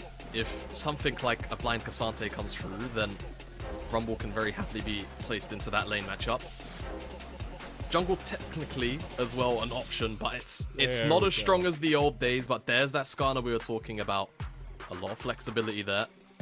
And I anticipate that TT are going to hold on to the flexibility of the pick and look towards, actually, no, they probably want to snap up a jungler for Beichuan, in all fairness, unless this is Beichuan's champion, in which case we probably see a support come out from TT. Hold on to those solo laners for now. Hui, technically a flex. You know, there's a lot of shenanigans going on. Right, Feather could pilot it. Yukao, of course, should be the main expected pilot of this Hui, as Corki goes through on the opposite side. So the only real confirmed thing that we do have is that Corki and this Jin should be going in a mid and bot lane, respectively, as we go into the second ban phase. Skirmish is taken away now from TT and that Viego. And I feel like for TT, they're probably going to look to snap away junglers, unless that Skarner's not going in Beichuan's hands. I will say, those AP options, maybe. The Skarner instantly drops Jin stonks through the ground. So we'll see if the Jin actually is able to do anything. I feel like Skarner's such a good pick into it, but Skarner just in general has been pretty dominant when we've seen it. Even in losing lanes, it ends up being pivotal in the big team fights. We do get that Karthus banned away from Kanavi. He will not just get to sit there and do nothing and farm up and then R people to death. He might have to be a little bit more active than that. But that jungle ban priority is definitely going to be keeping its face here in the second phase as the Lee Sin ban comes through. Yep. So JDG do not want aggressive junglers coming out from TT. There's the brand as well. So Kanavi, if he wants an AP jungler, the only reasonable one that he's still got left is Lilia. But whether or not he wants to go towards it, it's entirely up to him. Things like the Xin Zhao still up and available. The Vi as well, still there. Is it just going to be AP Jungle Kingdom? I think it might be. So Lilia hovered. I anticipate it will be locked in.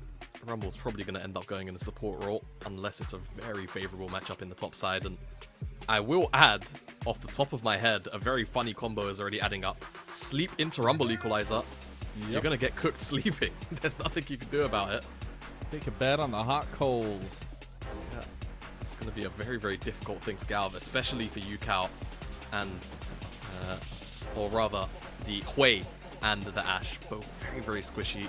Both, of course, very immobile, very easy for a champion like Lilia to get on top of them quickly. So, TT, they're going to need some kind of deterrent for this, right? They've got the Graves. It's not really a deterrent. They're looking towards now picking up this Rel. So, for me, it's kind of going to end up being a bit of a wombo combo onto these squishy champs, right? They've got the Skarner. They've got the Rel. These things need to line up together to give this Hui and to give this Graves big bomber setup on those big pieces of CC. Otherwise, I'm looking at JDG's comp and I'm just thinking it's a lot easier to execute. There's a lot more scaling aspects to it. It's just generally a little bit more reliable. Whereas with TT, they need to find vision setup, right? They already need to be on the front foot to actually make their champions feel good. So let's see how much work they put in to get to that point against this JDG lineup. And I think the Alistar, we've seen rumblings of it, at least talked about, and seeing if the priority is going to actually be there. It is locked in for JDG. So the Rumble was cooking that top lane the entire time, so he will be eating fried scorpions today. But more so, the matchup goes back to a matchup we know very well, just looking back a couple years. A duo that had been picked against each other so often. It is the Graves versus Lilia matchup, and a moment for Beichuan to try to keep the tempo in his court. You know, I love that we highlighted the jungle matchup, and then we get these very exciting one-to-one jungle matchups back-to-back. We'll see how... And again, it's kind of the onus is on Kanavi again. How aggressive does he want to get into this Graves? It's all about the lane prios and how things will land out of the early lane phase. I don't think we're going to necessarily get a lane swap, you know, set of shenanigans going on either. Though, for TT, they wouldn't mind it, right? I think getting Skarner out of that Rumble lane might actually be moderately favorable for them. Not because they get to have Skarner scale up, but because you set that Rumble behind, right? And Rumble off that economy feels real bad. Let's see how creative they're willing to get in this early game. A tale of two different starts. JDG with a 2-0 over EDG to kick it off. TT lost a devastating reverse sweep to FBX 2-1. These teams in Group A battling it out. Two teams can make it out of this group into that top tier of the second round. We'll see what Game 2 has in store for us as we kick off JDG versus TT here.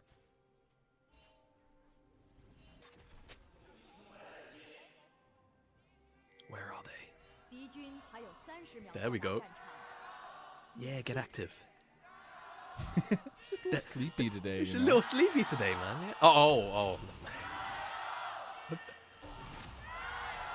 It's just less TT fans. You know?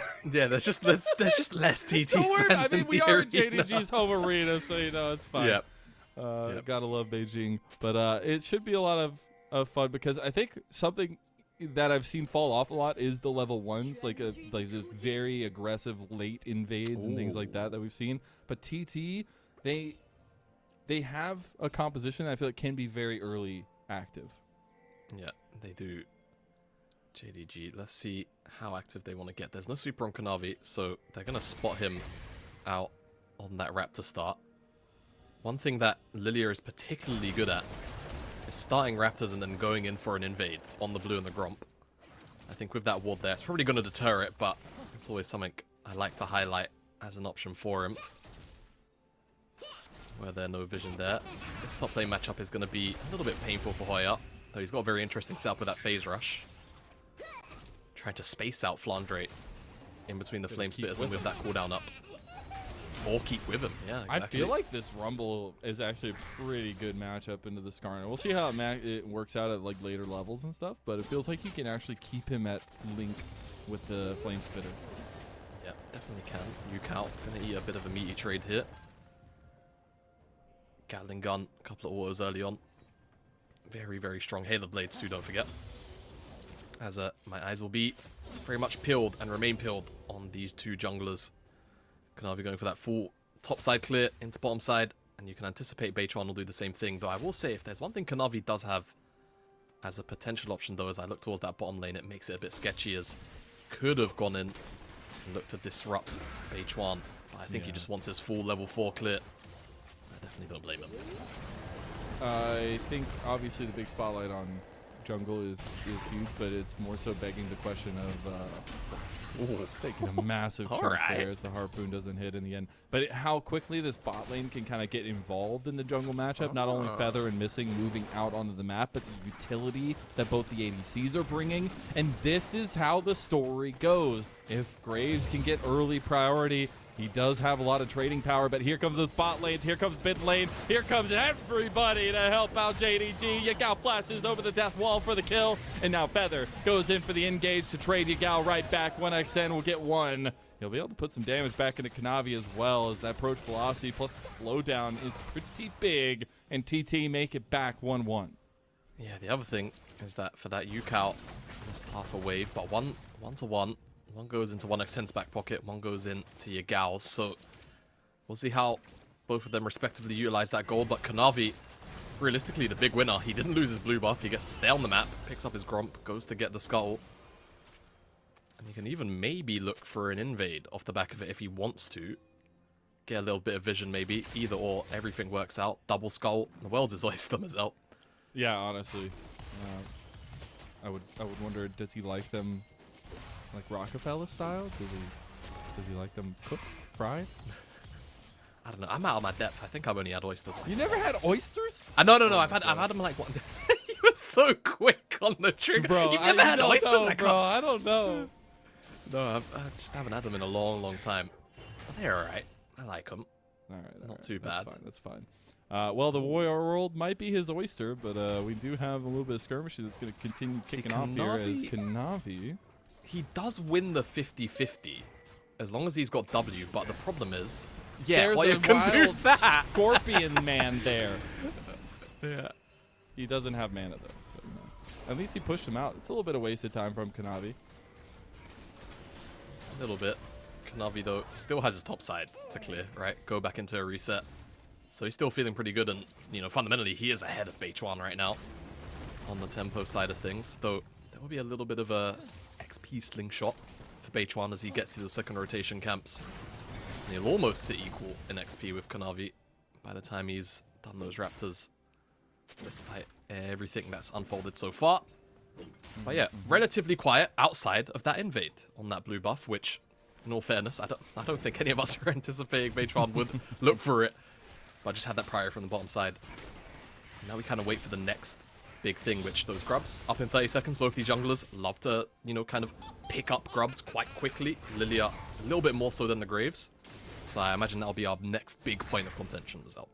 Yeah, and that's going back to the conversation of how we see these kind of bot lanes move out across the map, who we see kind of assigned different places. Right now, we're just going back to the 2v2 here. But those objectives are going to start taking priority, and it's more the spotlight on the junglers, but what's their supporting cast looking like at all these skirmishes? We see both junglers have gotten most of their clear out of the way and going top side yet again. Yep, they have. Faded Ashes on one side, and a Serrated Dirk on the other. Kanavi, on this Lilia, is just very quick to take these grubs, right? But Beichuan here, and Hoya has first move. Extol. Oh, he tries to go for the flash. Extol's impact, but can't get it. That is one grubby going over the way of TT. Should be all three of them here, unless Yagao wants to make something happen. Missing has come, but so has Feather. And it looks like TT take control early. Yep, just having that first move from Hoya is so big in securing these grubs, and they will get all three.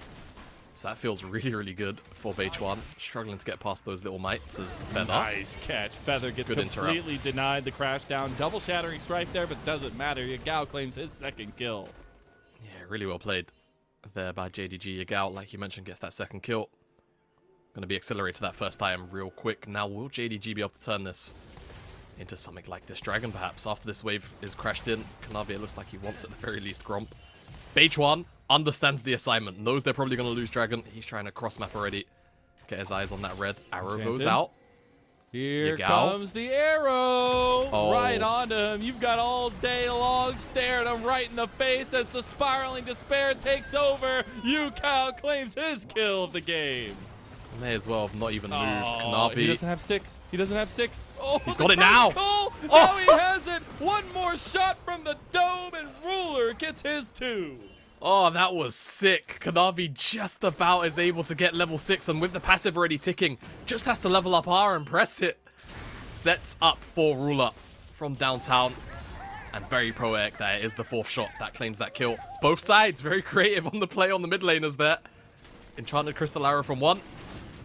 And a sleepy ultimate from Kanavi. And an ultimate from Ruler to find that. And it's TT now that get that dragon off the back of it, right? It was kind of looking like it was going to be Kanavi and JDG that pick up that dragon. That was really feeling like the run of play. And TT have kind of uprooted everything now.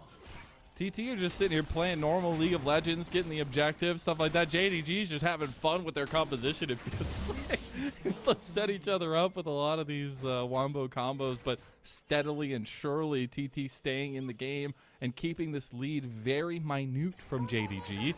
But Kanavi will take yet another dip into the well that is the top jungle of TT. Yep, he wanted to pick up a Gromp earlier. This time he's looking for a blue buff. Should be able to walk out with it. Does he get greedy? No.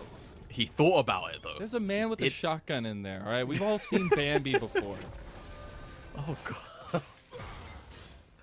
Yep. Too far, too far. One X hit. He gets hit by the back. I just had to that soak was it in, man. Like, I'm not gonna lie. It's not my fault Disney wanted to do that to me as a child. It's fine. No, you're not wrong, man. It was pretty scummy of them. As whilst we were talking about Bambi and the man with a shotgun, 1xN did lose both his summoner spells, and he's gonna lose out on a little bit of this wave. He's trying to make up for it with a little bit of Krugs, but Ruler getting a nice little bit of injection of gold. And that feels pretty good for level JDG. 6. Oh my god, Ruler is such a Chad right now. Literally, there is no reason he should be this far up with Feather just hitting level 6, but he's exuding the pressure.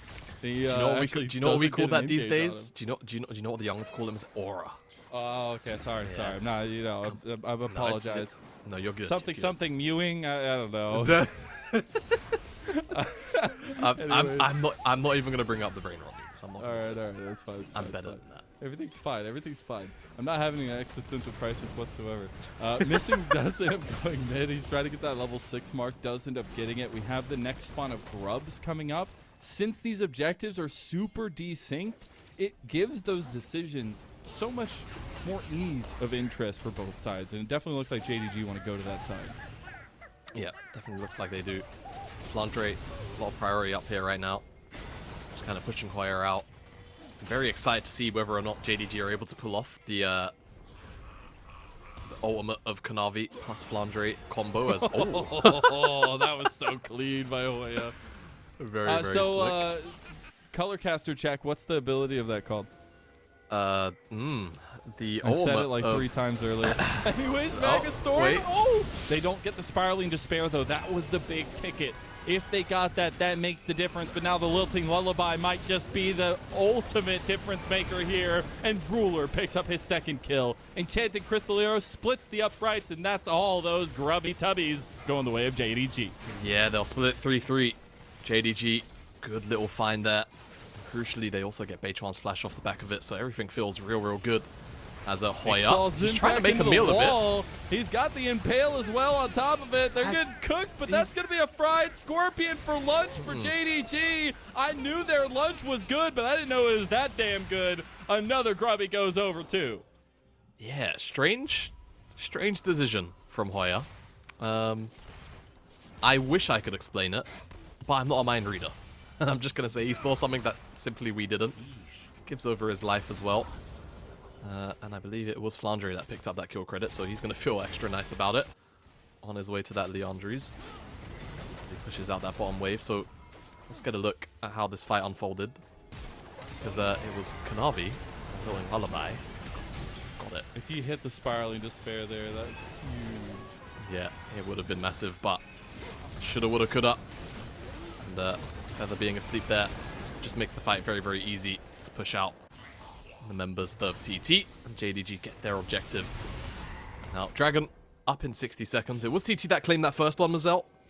I feel like JDG should have all of the control in the world if they want it to go and pick it up. Get mid lane prio, get bottom side prio. Yagao did teleport up here though, so this could make for a bit of an awkward sort of reshuffle on the lane assignment down. We'll see how things unfold, because also Beitwan and crew, they want this Bramble back. They want this red buff. I think they will definitely get it. Kanavi looking for the cross map. Won't quite find Hoya. Could play a bit of a nuisance though. Yeah, maybe a little bit. I just think it's so difficult because it feels like TT have had good advances in these games. I've never seen that in my entire life of casting, and I'm here for it. That was incredible. Hex Flash Chicken, get it into your game sometime soon. Hoya, though, at a 1v2 is going to wish he still had his flash. Maybe able to make it out of that one with the earth. Oh! Nobody's there to take the arrow as Kanavi and co head back. Oh, man. Well, set up the spotlight for the man himself. The 3rd shot will do it, and that's another kill for Ruler. Feels bad for Hoya, man. I mean, he's just getting picked on down there. All the while, though, TT, 2 of the main carries for this mid game, they're getting a big cash injection. There's a missing Higo. Deadly Flourish on top of it, locks him down, and Ruler goes 4-0 with that Collector completed, helping him out. Meanwhile, Flandre almost taking a side lane turret here. Would not be first turret, as that was already secured by top side for TT. But JDG are doing some lasting damage and have developed almost a 3,000 gold lead here. Yeah, almost out of nowhere, right? JDG, whilst they acknowledge TT are just kind of dumping those numbers into top side, they make the play bottom side. They, at the very least, also pick up 1xN in the mid lane. So they do a really, really good job of just cross-mapping the play because TT a little bit overzealous and trying to be in places they simply shouldn't be at. TT, they will get this Herald. But again, you know, JDG just finding small wins across the map when and where they can. Yagao, but also Yagao sees him. So all is fair. Feather will just take that gate back. Going back up on XN in this mid lane now. Yeah. So I want to check in because we were talking so much about the jungles. We've seen a lot of influence from the outsides of the jungle in. But here we get to a point where Lilia is literally hitting the Autobahn at this point. Like literally just going to be sprinting ahead in CS. Graves clear is strong, but we literally just saw Kanavi take part of the top side, rotate all the way around to the bot side, take more of his camps, now go back to his side and full clear. And I think that's going to be the really difficult chokehold that JDG have over this game. Yeah, and this is just one of those things about Lilia that makes her such a frustrating champion to try and navigate against, is that she kind of just powers through the entire game. Like from start to finish, she just is a fast clearer, right? And as the game goes on, you're going to see she's got a bit of a clear path from straight up blue buff to Krugs right now. Nothing on the map to do. So she's going to be done in like 40 seconds from now. Like everything's just going to be gone. Less than, really. And that's got to be like the second item. Yeah, I mean, he's going to be very close. All right, at the very least, 2 components, I would imagine, as he looks for the reset after the Krugs. And there's nothing really for TT to do about this either. So it just feels good. Very easily got to the Krugs. They could also look to contest mid wave if they want to. It seems like H1 and drop this Herald down, so they don't want to let this one go completely for free. And Flandre is also rotating up alongside Hoya. Actually, could be a pick. Spells impact into the wall because you get that extended distance on it. Now the impale right back to the closed maw of TT as H1 picks up his kill of the game. That's big for them. They're moving mid lane now. Yeah, nice little conversion as... Here we go, Ruler clipped by that ult. Spiraling Despair hits. It's a nice little knockback from Missing. He's got the Unbreakable as he's tanking so much. Here comes the curtain call. Missing gets out the flash, but he does not as he gets sniped down. Here comes a 4th shot. Feather tanking it up, not going down. Deadly Flare is going to be bossed out of by Feather. And now TT. That little bowling ball almost took your life there. Yeah, Feather almost gets knocked down on the backside of that play. But very, very good response there from JDG, despite getting run down initially to kind of just prevent TT from finding anything else. Herald did end up charging into that tier 1, so it is chunked out. So for TT, at the very least, they should, keyword should, eventually be able to get their hands on that tier 1. But they still find themselves almost 3,000 gold down, right? And when you kind of take a zoom out, Ygal's already 2 items. Kanavi well on his way to that Leandri's second as well. And once that spike comes in specifically, it's just another big, big hike in damage for Kanavi. That TT, they're not really going to have much an answer for. They have to find these big combos, right? Feather, Hoya, Beichuan with Yukao. It can also start with, you know, an Enchanted Crystal Arrow, sure, but they need multiple members stuck in these big chains of CC to get hit by all of the AoE damage that is on offer from this mid-jungle duo. Yeah. And without it, I feel like they're just going to struggle. That's what I think we've seen them trying to do, right? They're like roaming around a lot with the group around mid lane. They're trying to find these big picks. And I think that's the way in, especially with Ruler having a big shutdown on him and being a Jhin. Doesn't really have that much mobility there.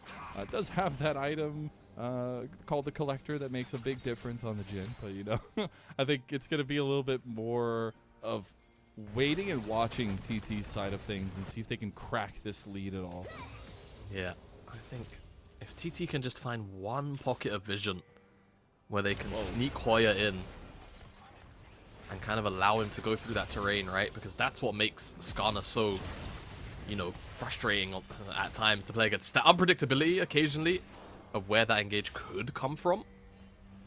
But frankly, they've just kind of been playing a little bit frontal, all cards faced up, right? And it makes life for JDG very, very easy to respond.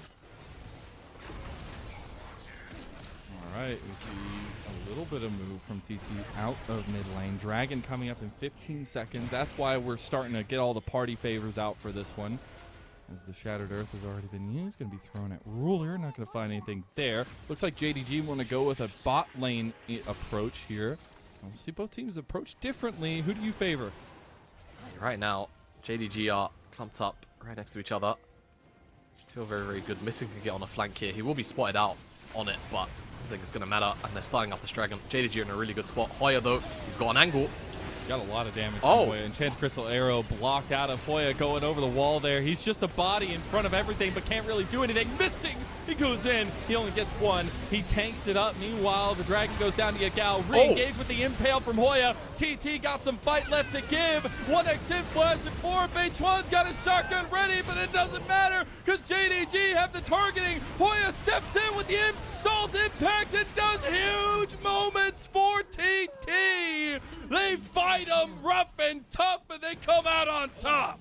A couple of key moments inside of that fight. Flandre drops the ultimate too soon before the sleep actually comes through, and Hoya manages to snag a second over the wall with that impale.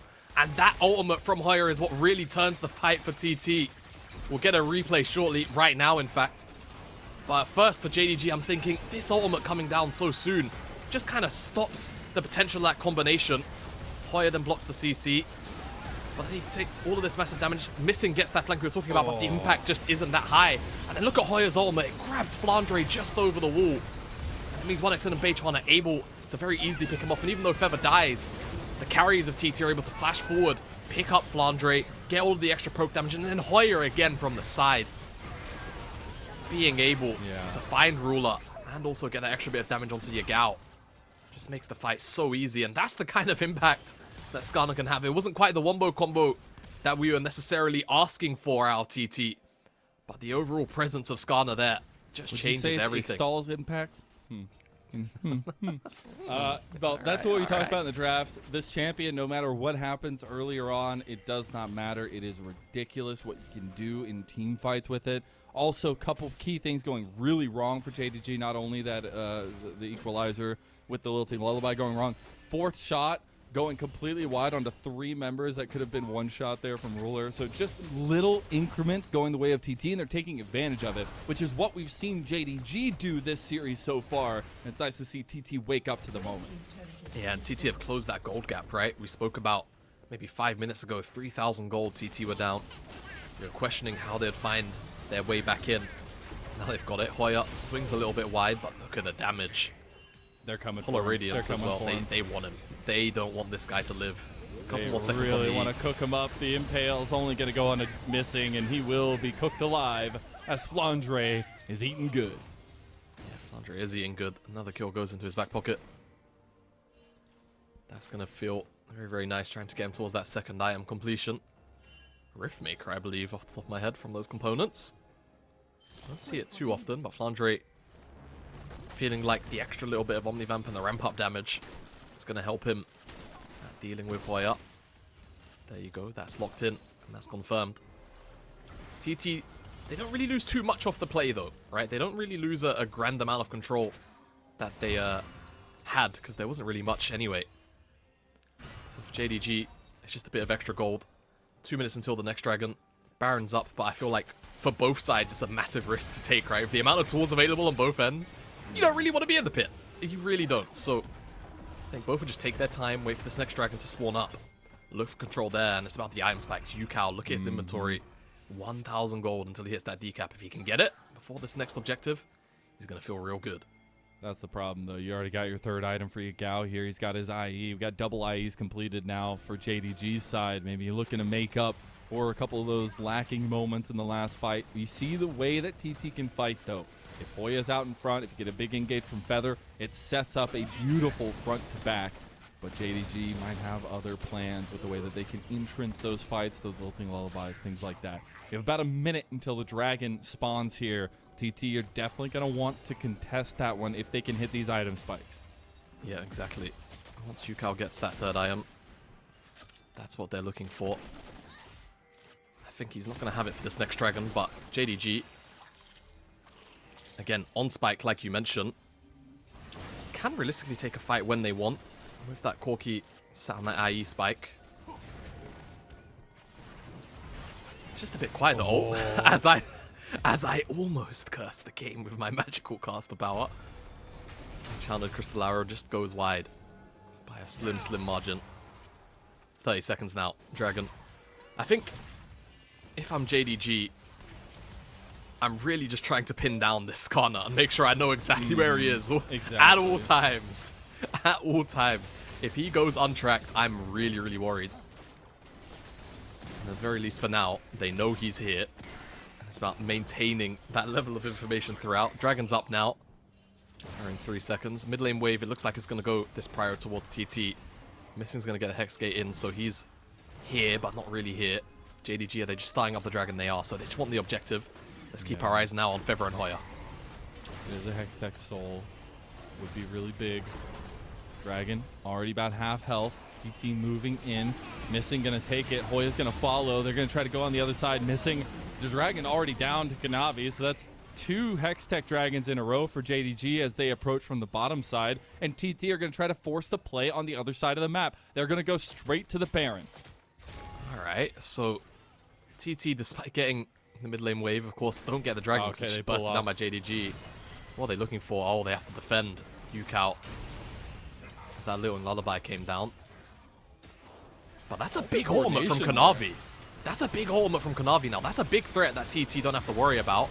Oh, Hoya. If you catch Hoya, though, if you catch Hoya, that is the difference maker in all of these fights. And now, TT have no hope in that way. Swirl Seed hits yet again. Doesn't have the Lilting Lullaby, but those rockets are close behind. And here comes the curtain call. Not going to hit. He hits Bechuan. Going for one more. Can't do it.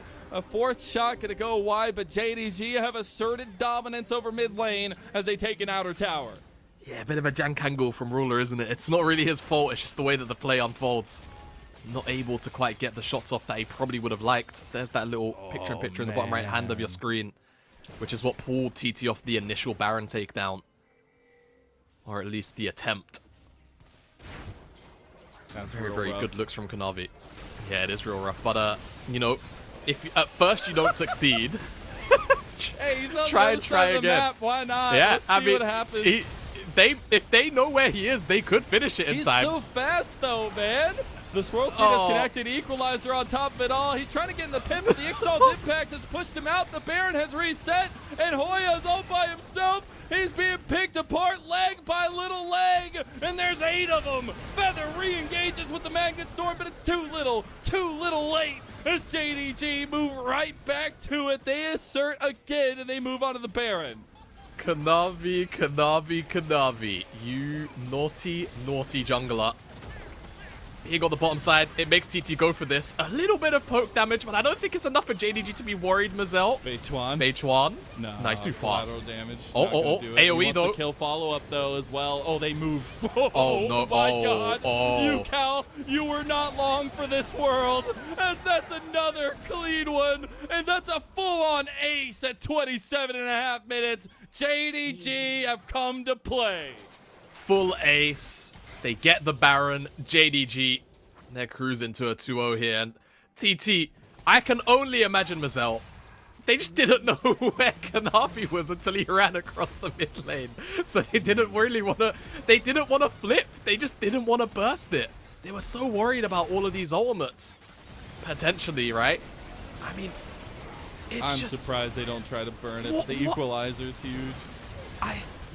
I'm just very surprised that the call is to back out from the pit, right? Like, the equalizer's not really... The equalizer's laid down like that because they're already running out, you know? They know Kanavi's very far away. Hoya's playing bodyguard. Strange set of decisions, in my opinion, but I'm not the one in the seat at the end of the day. The fact that they just pounce right back on the UCal right there. They don't let him breathe. They really don't. Very decisive from JDG on that turn. And now with Baron in pocket, a lot of pressure across the map. I'm going to look to siege on this bottom side of the map, it seems like, as Feather. And Bechuan. Huge stuff as Equalizer might just do exactly what the name says it does. Equalizing the fight. It's a huge one for JDG as they find yet another ace here potentially. It's a lilting lullaby to send TT to sleep. TT are asleep. They've been knocked out cold. And that was a sick combo from the side of TT, but there's one major factor that was missing. It was Yukao. He just wasn't in range to drop his whole combo. And if he is, that's a game-turning fight. But fact of the matter is, he just wasn't.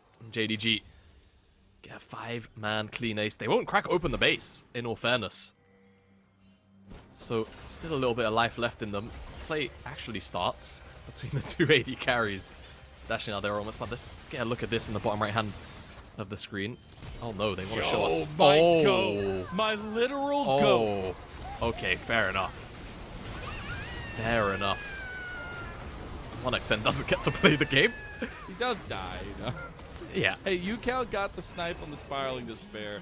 The fact that Lilting Lullaby comes back up right when this is super clutch. Yeah, it is. TT, what's the play?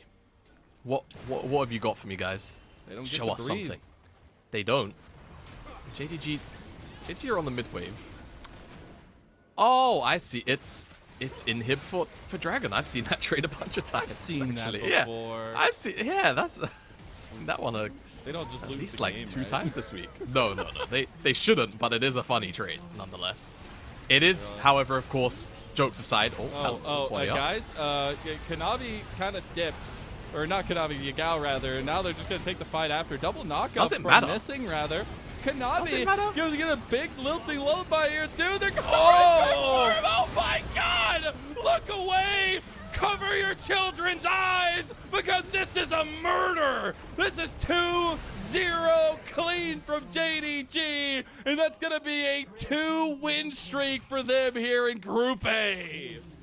They're going to close out through the top side of the map. That last bullet into Yukao was disgusting. What a combo from JDG. We never quite saw the Lilting Lullaby and the Equalizer, though, did we, Mazel? That one we're going to have to wait for. We did get a show. What a way to take dominance of Group A. The team was definitely upset about their spring performance in here. They want to guarantee that they make it to that alpha group in the second round. This will be a lot of fun to watch as this team grows, but it seems like the coordination is on point. Yeah, coordination. It's been one of the strongest parts about JDG all throughout last year and all throughout a lot of spring. And it looks like they're maintaining that streak here. TT, you have to feel a little bit a ways about them, you know. They weren't too far off in many instances, right? 1 or 2 abilities go a different way, connect onto a different person. Opportunities could very easily have opened up for them, but simply they were not the better team today. Yeah. JDG bested them both games. I feel like maybe the meta is now just send your team off to the countryside for a week every offseason. Maybe it works. I don't know. They were planting crops and they were planting wins here early on in this split. It's been cool to see kind of that cohesion still be alive, and didn't necessarily see them pick apart the meta maybe the way I wanted them to tonight, but they got the job done, and that's all that matters. Now I want to focus a little bit more on TT, the things that went right, the things that went wrong. I think we still saw Yukao have some stabilizing moments for the team, but there just wasn't much to say elsewhere. Yeah, right. That's kind of the thing. It always feels like with this TT side, it's Yukao looks okay or very strong, and TT look good. But if he's in a game like this where it's very difficult for him to have impact, the rest of TT, you know, it's very rare they all show up at a level that will, you know, win them series, win them games. And this is one of those games where, in all fairness, you know, I'll give my credit to Hoya. He had a couple of very slippery moments, but also big ultimates, right, came through a couple of times, which, again, if other pieces are moving a little bit faster or a little bit differently, then TT can win a skirmish, win a team fight, and the game could look completely different, but it just wasn't for them today. And, you know, a little bit of bias. JDG hands Skarner a loss. Let's go.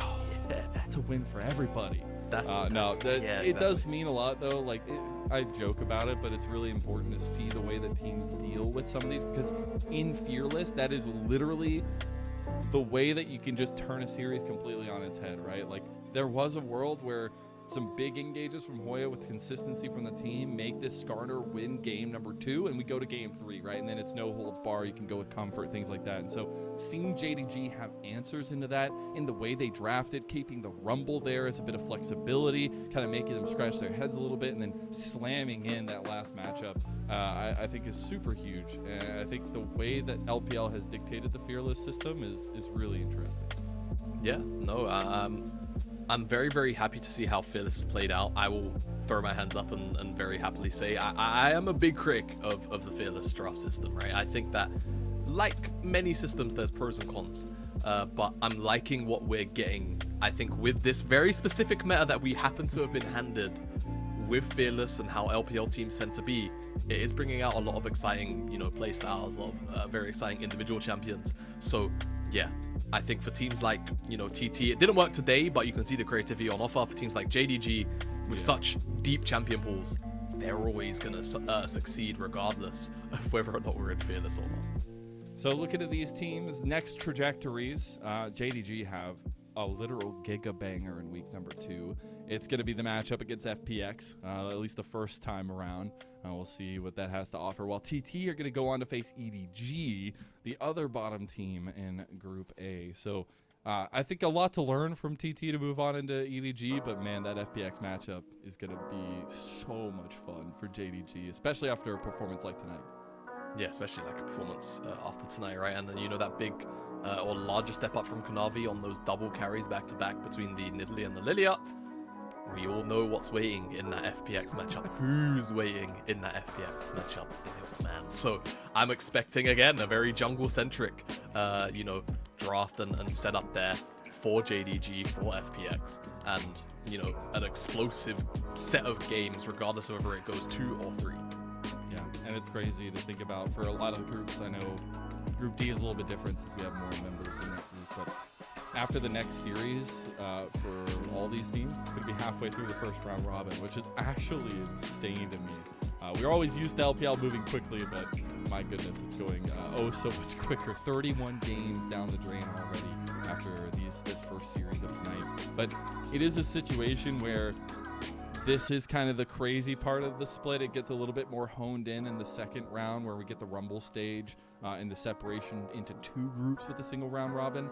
But what has been probably your favorite part as we wait for the MVP and things like that of this change the format and kind of these double round robin group setups that we've had so far, and especially maybe a highlight of this Group A? I'll be a little bit, funny bias as an EU rep as well. It's scary seeing the LPL get to have so many games under their belt. They already had such a big advantage. It's always like that, baby.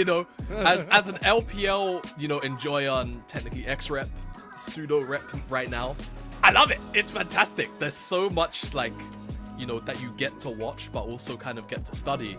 And, with the breadth of teams already available to kind of, pick apart and look at, you just get such a large pool to just be like, okay, these guys are loving this. Why are they playing, why are these guys playing only AP junglers? Why are these guys still playing like Viego Lee Sin Vi? Like, what's going on? Are there pros and cons? And, you can basically do that for every single role. And especially with Fearless, you get to see even more champs you don't get to normally see. So, yeah, a lot to kind of digest and expand your horizons on. There's going to be a lot of footage for other professional regions to watch coming to this one. It's like, you see you out there, you better have those strategies on point, all right? We got a week's worth of games ahead of it. But it should be a lot of fun to watch as the time goes on. We're still waiting on the updates for the MVP and the highlights and all that from this series, and we'll be shooing ourselves off to Suzhou for our next matchup, which will be a lot of fun in its own right. We'll be going to Group C to see the top of the table matchup there. But I think we're seeing this Group A wind out just about how I expect. TT, they have some promising moments. There's some good moments. You're like, oh, and then the disappointment. EDG, at this point, disappointment overall. FPX and JDG, I think they are rightfully at the top. Yeah, no, definitely they are. I think TT have not played well enough to earn themselves a win so far, and as for JDG, already the favorites, right? But a lot of very strong individual performances, as well as the just overall coordination still being on that level that we expect and anticipate from them. Just keeps them ahead of the pack at the moment, and of course that matchup against FPX gonna be a big, you know, potential trend setup for that second round robin, and who will lay where once this group stage unfurls. The fact that we had such a good kind of not solo performance from Kanavi, but my god, it was looking, he was like literally all over the place in game number 1 and game number 2 on the Lilia. Like his style right now, the style that he's leaning into, more of him having the onus, is so hype going into the Milky Way matchup. Yeah, absolutely, right? And you know, we want to see these Nidalee Graves match up, Lilia and Lee Sin, perhaps, right? These kind of very explosive, very exciting, playmaking champions on both of those sides of the jungle matchup specifically, but of course across the rest of the map too. A lot to talk about for FPX2. We always highlight Milky Way because, frankly, the man's a psychopath, but it does League of Legends be a team game, right? And there is a moving core around turned Milky. into a pirate for a second. Arr, mateys. There you go, there's my pirate impression. But yeah, excited to see that. And for TT, gonna need a bounce back now, right? You know, it's gonna be a very, very difficult sort of turnaround. They haven't played EDG yet, and that is the thing. They can pick up those wins against EDG. They looked competitive enough against FPX and had a fair share of bright moments here today, right? This is one of them, almost. That's what I'm saying. There's always so it's moments not you're far like, out. oh, TT, and then it falls off a cliff. And then the next game, you're like, and again. So, like, if they could just kind of fine-tune those moments, right? And I think a lot of the disconnection has come from the jungle and the synergy with the rest of the team. I think Hoya didn't necessarily have a great series here, but I think we saw the play calling not always be together. Besides that point of turning around to save UCal in the mid lane, I think sometimes it was a little bit of a disconnect, as Ruler claims an MVP for himself on the Jhin, 11, 2, and 8. Not bad. Not bad from Ruler. Not as clean looking as the 10-0-10 score, though, it has to be said. You know, just going to throw it out there, but Ruler, yeah, had a very, very strong game. Didn't really miss too many shots either out of that curtain call. There was that one, wasn't really even his fault angle, right, on that mid lane play once, and that was about it. Other than that, he was a deadly, deadly sniper, and the rest of the setup as well around it just kind of enabled him to have a pop-off game. JDG steaming ahead, 2-2-0s so far as they dominate Group A just yet. We'll see if FPX can make any runs at them, as we'll see that matchup next time around. Now that is it for our first series of the day. We are going to take a little break. We're going to jet set on over to Suzhou, and we're going to go watch Top Esports versus LNG, a top of the table clash there in that group. We'll be back shortly.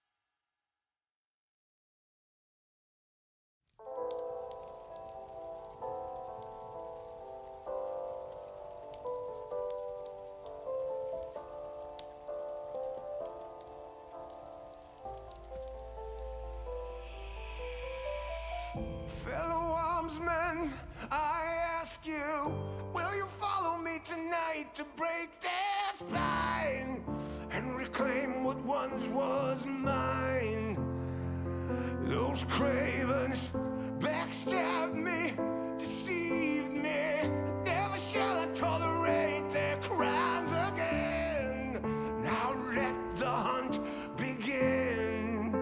Oh, 7,000 souls scared and daunted, such a tale of woe. Not too long ago, this village was a golden scene of hope.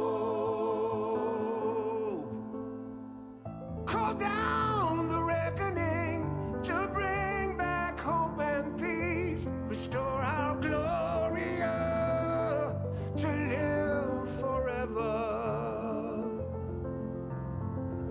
Bring down the dark regime. I know how to unleash eternal power. Lead us to order. I am the light bringer.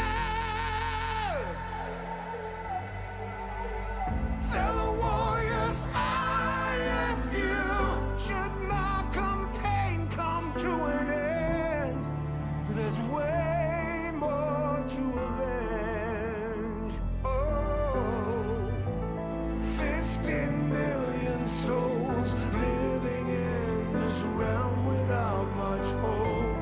Not too long ago, this kingdom was a golden state of hope.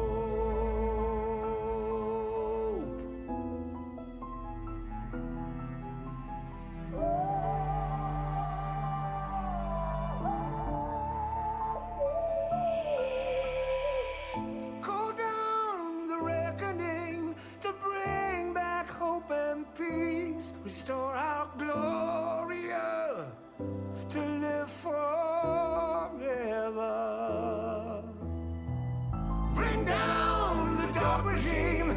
I know how to unleash eternal power. Lead us to order.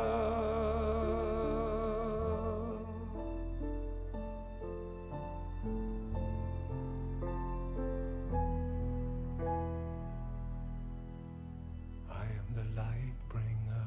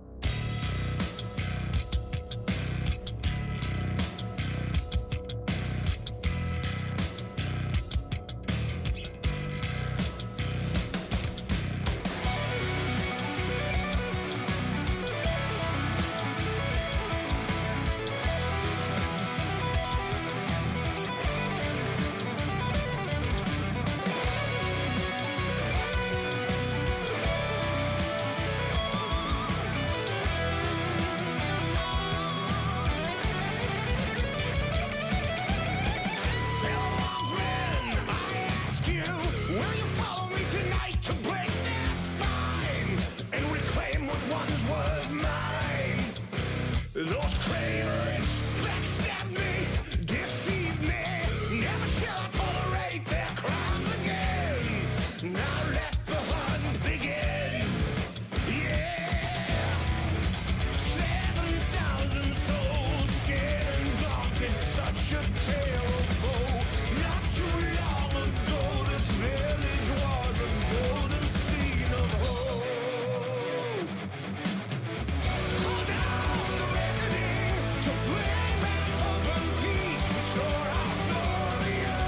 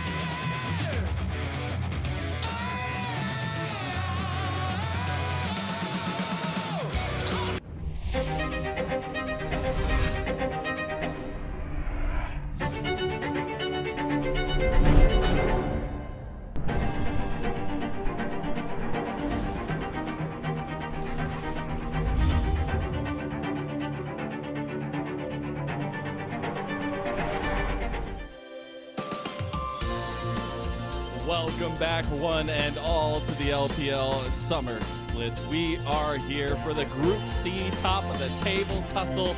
It's going to be LNG versus Top Esports. It's going to be a lot of fun. I'm Mazel. I'm joined by Jamada, and what a series to introduce you to. I know we had the quick handling of business by JDG, but this one is the one everybody's been waiting for. Exactly. LNG, Top Esports, both the expected 1-2 of the group, which means naturally this battling out is kind of not for all the marbles, but you know, you take down the opponent here, you feel really good about going into the second half of the group stage, looking to secure your first place seed. Both teams coming into this one having 2-0'd their opponents. When we were talking about it before, it felt like they didn't have to show too much in those first showings, but we got a little inkling of what these teams are going to be chasing after here for this split. Let's go ahead and take a look at our first team here. It is LNG, who are running it back, friend. We find a lot of the top teams are doing that here in summer, but it is Zico, Weiwei, Scout, Gala, and Hung ready to have a good time tonight. Yeah, exactly. And always looking to that man in the middle, Scout, right? He, for a while, has always been kind of the catalyst for a lot of LNG success, whether it was with Tarzan in the spring of last year or since the swap up at the beginning of this year. Gala as well, damage dealer, highlight maker. We'll see if he can add one to his collection to date. And for LNG as a whole, I'm really looking for just coordinated play, right? Nothing too messy, because I think that's where Top Esports will begin to thrive. Yeah, Scout there, you got to remember, I never looked up the actual statistics of how many players have done this, but double MVPs from 2023. Didn't have necessarily the most incredible spring here in 2024 to kick it off. Definitely not MVP caliber split, but here in the starts of the summer split, we're starting to see a little bit more flexibility from him. I really liked his LeBlanc from the first outing. On the other side, though, a team the international audience will know well from their time at MSI, it is Top Esports. Exactly. And 369 top side, Tien, Cream, the jungle mid duo, Jackie Love and Mako, that bottom side. And, you know, you kind of half mentioned it, right? Not a lot to extrapolate out of the first set of series for both of these teams. There is one thing that, you know, we've seen Jackie Love do in the past, but it's been a while, was he did bring out that Ziggs bot lane, right? He did bring that out. So maybe there's like a little bit more cooking from the side of Top Esports than perhaps we might end up getting out of LNG, but that will also be the beauty of Fearless Draft, right? And where exactly our two teams go. We had a heavy focus on that jungle matchup last game. I'm not sure the jungle is necessarily going to be the highlight point of this series. I feel like I'm looking towards Cream and I'm looking towards Scout, and I'm saying, okay, what are you guys looking to go towards individually? And then how will Tien, how will the side of Weiwei actually look to facilitate you in those 2v2 specifically? And another big addition in the offseason was Xie to the Top Esports roster. Now, obviously, he's not starting, but the rumor is he has been there to positional coach Cream to try to bring him to the next level. We'll see if some of those things have paid off. We did see the Hui and the Corki in their first series. It was a lot of fun to watch him, but integrating him more into the team, giving him more of the say, seems like a goal of Top Esports. And I think some more facilitation from Tien when you're seeing a little bit more of the team fight junglers, things like that, maybe leaning that way too. Yeah, and you know, I think Xie could also be a really nice addition when you think about the fact that Cream is kind of like most likely a long-term project for Top Esports. Most likely, right? Coming off the back of having a rookie last year to going towards Cream, had such a promising year on OMG.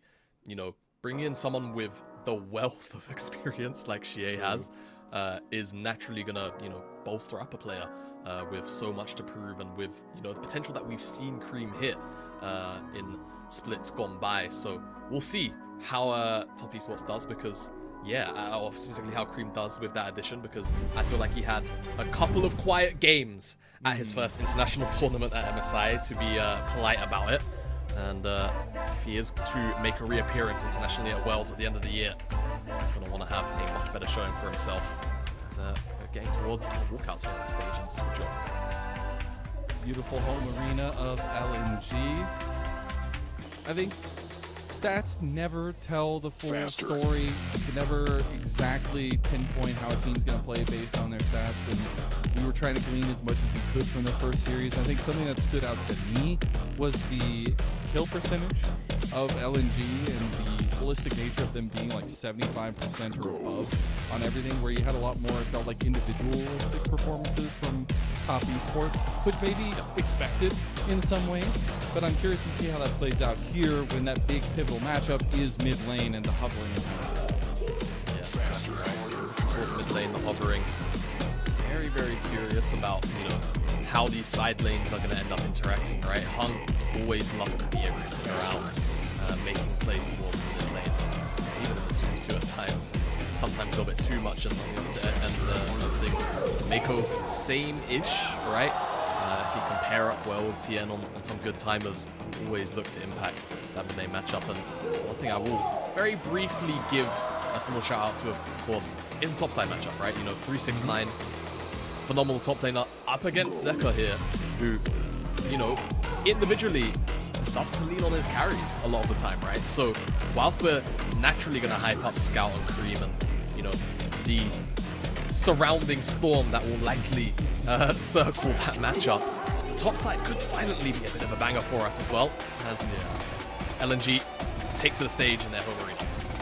I think Zika had a pretty good blow up in summer playoffs in 2023, but in spring he actually had a pretty solid playoff performance as well. He was able to take solo kills off some of the top laners in our league, but as well as kind of some pivotal performances for LNG down the stretch in the playoff run. And so I wonder if he's going to take more of the onus if he was playing the likes of the Camille as well as the Starner in their first series. If we get a little bit more of that side lane focus from him and how 369 can answer there. Because I do agree, I think the way top lane has been is like, if you find a weakness in the armor up there, it can absolutely be a place to play around. It just doesn't come off. Yeah, exactly. I mean, it just... I was losing my mind all of last year about how teams played around top lane, man. And I think Weibo were probably the worst example because they had their shy top lane with Xiaohu and the mid jungle. So it just didn't. Yeah. Anyway, I'm not gonna get into it. You are right though, right? At the end of the day, if the game kind of syncs up for it, you can very easily see, a top centric game all of a sudden. Bottom laners will end up on these utility picks, and you're fighting out this duelists in the top side. So we'll see. Again, 369, he's willing to do it every now and again, but for top esports, he normally is that consistent rock. Your Sante, your Rumble, your Urgot, your Renekton, and things of that nature.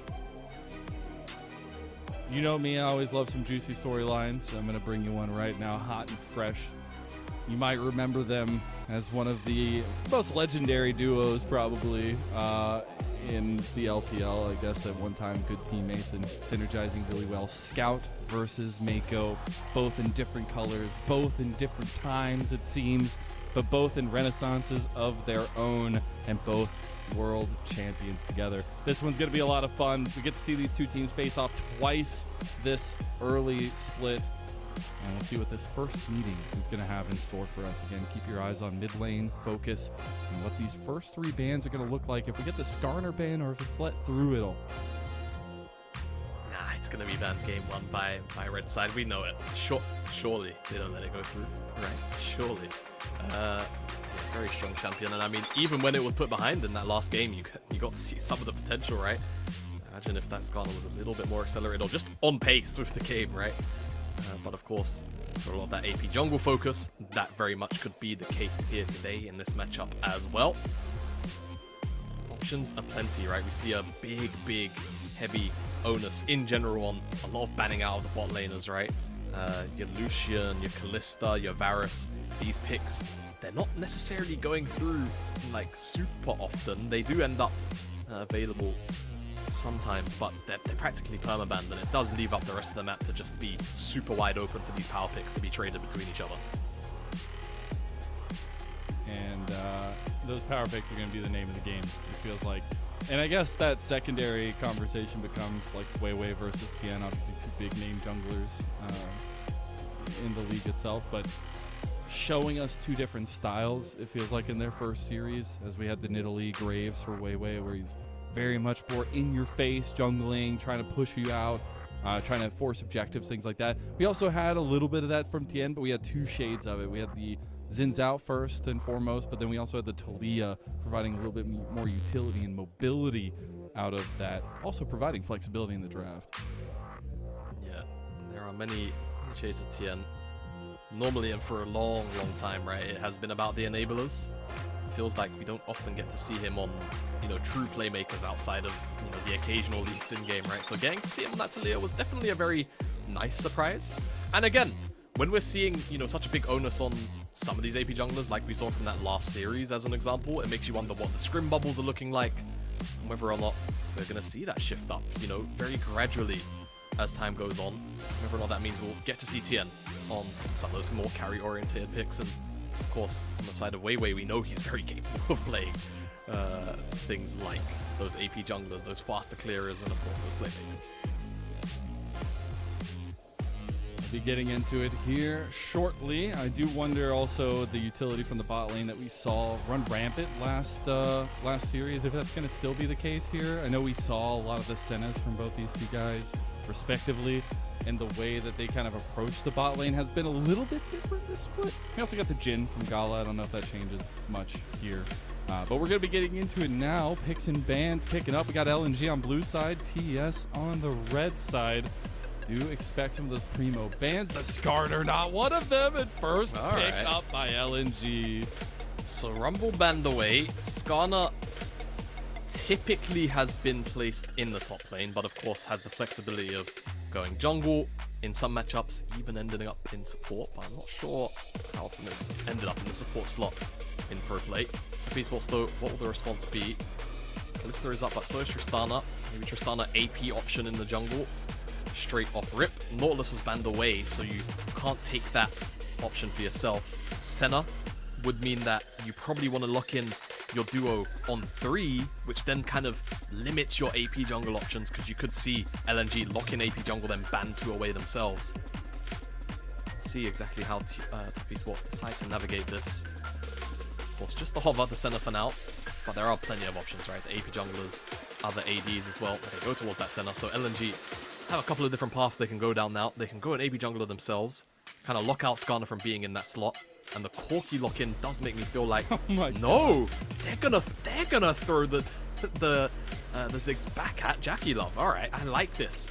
This is a real, big change up in pace for Gala, but it's not something we're unfamiliar with him on. He's done it before in the past. And I guess there's also the mention of, technically, they could chuck Ziggs mid. They're probably going to put Corki mid, but, they could throw them about. Double Demolitionist matchup in the mid lane, but there's that Ornn, right? To pair up with that Senna. Seen that scaling matchup before. And of course, there is still the option, if they want it, of putting that Ornn in the top side if they feel like they want to put it into Skarner. I feel like it's probably something that Ornn would be able to just scale through moderately comfortably, as now Top Esports banning away those engage options. And like we mentioned for LNG, though they didn't lock in an AP jungler themselves, trading out that Ziggs instead, they now get to ban away 2 AP junglers. They don't want to have to deal with Karthus's first. You would anticipate the second is probably Lilia, but you've also got to think about things like the Brand as well. When you've got this kind of ranged composition, Brand can just rush Rylai's and make your life really hard from range. It's too difficult to do that. I do like the rail ban here, though, trying to take away some of the big, massive setup that LNG would be looking for. Do still expect that jungle focus here from LNG. They already have a lot of long range setup for TES. They can bring that Ornn into bot lane. We've seen Mako play it already before as well. And with the Senna, it's obviously very strong. So you're keeping that counter pick available for 369. But I guess the Skarner flexibility may still be a question. Yeah, it is still certainly a question, right? At the end of the day. Let's see what Top Esports decide to do. Tien. Guess the Maokai banned away. So how in his bag is he gonna get Mazel? That's realistically the question. How deep into the AP jungle rabbit hole is he gonna go? The answer is not very deep. It's just Brand. So yeah, it's just Brand. Just Brand. No big deal. Very strong in the early game. Scales very well. I think for many, considered one of the. He's kind of like the new Elise, really. Very powerful early game. Can obviously be picked on a little bit easier than Elise can, but then scales so much better into the mid and late game. So that's the lock-in for Tien. LNG looking for an engage option now, potentially, considering this Rakan. And they will go towards it, and of course, I'm anticipating that this will be Ziggs on Gala, so clear waves in the bottom side, clearing into Ornn, get a couple of levels when you need to off of XP if you're hung, and then just go and roam, right? And if they pair this up with the Jarvan, there's 2 immobile champions between Brand and Senna, plus the Rakan, plus the Inferno Bomb over the top. Flashes are going to be a resource that top esports are going to have to monitor consistently, and LNG are going to keep a timer on, no doubt. That's full dive comp for LNG. Yeah, well, I also like their team fighting potential, right? They have very stable team fighting, right? And they have a lot of spacing tools within that team fight. But this would be a big pick for 369. He has played it already, this split in their win over RA, but it immediately picks out the Skarner in a team fight, and that changes the way that you can fight these fights. And with the lack of kind of front line after the Mordekaiser and the Ornn, you're going to need to take targets out quickly for top esports. Yeah, very, very nice pick up here for 369. I imagine the lane, though I haven't actually been able to catch how a laning phase has played out. Theoretically, you should be able to go toe-to-toe damage-wise. You've got sustain in your kit. You're a manaless champion, so you're not really worried about resources either. And then, of course, like you mentioned later on, being able to just zap someone into the Death Realm. Any one of those champions is a valid target, right? It doesn't really matter. You take a damage dealer, fantastic. You take a frontliner that's diving in, all of a sudden they're not diving your backline, right? Life just feels good. So, very, very strong pick up for 369. And a good mix of damage through and through for top esports to deal with. They're looking to be very anti-dive this game. I think we've got a very easy flow to follow, Mazel. And this LNG want to go in, and top esports want to go backwards until they can go forwards. That's just about it. Let's see how this will play out. The early game is where I'm going to keep my eyes on TN. On this Brand, a lot of power inside of that pick. How much damage can he get done? And you can honestly ask the exact same question of the Jarvan, can't you? True, actually. You find ways in, I guess. But this one is the matchup everybody's been waiting for. This is the top of Group C. Who will come out on top? LNG in their home arena or top esports? We've got an interesting comps on either side, and I'm sure we're going to get those loud Jaios. So let's see what Game 1 has in store for us.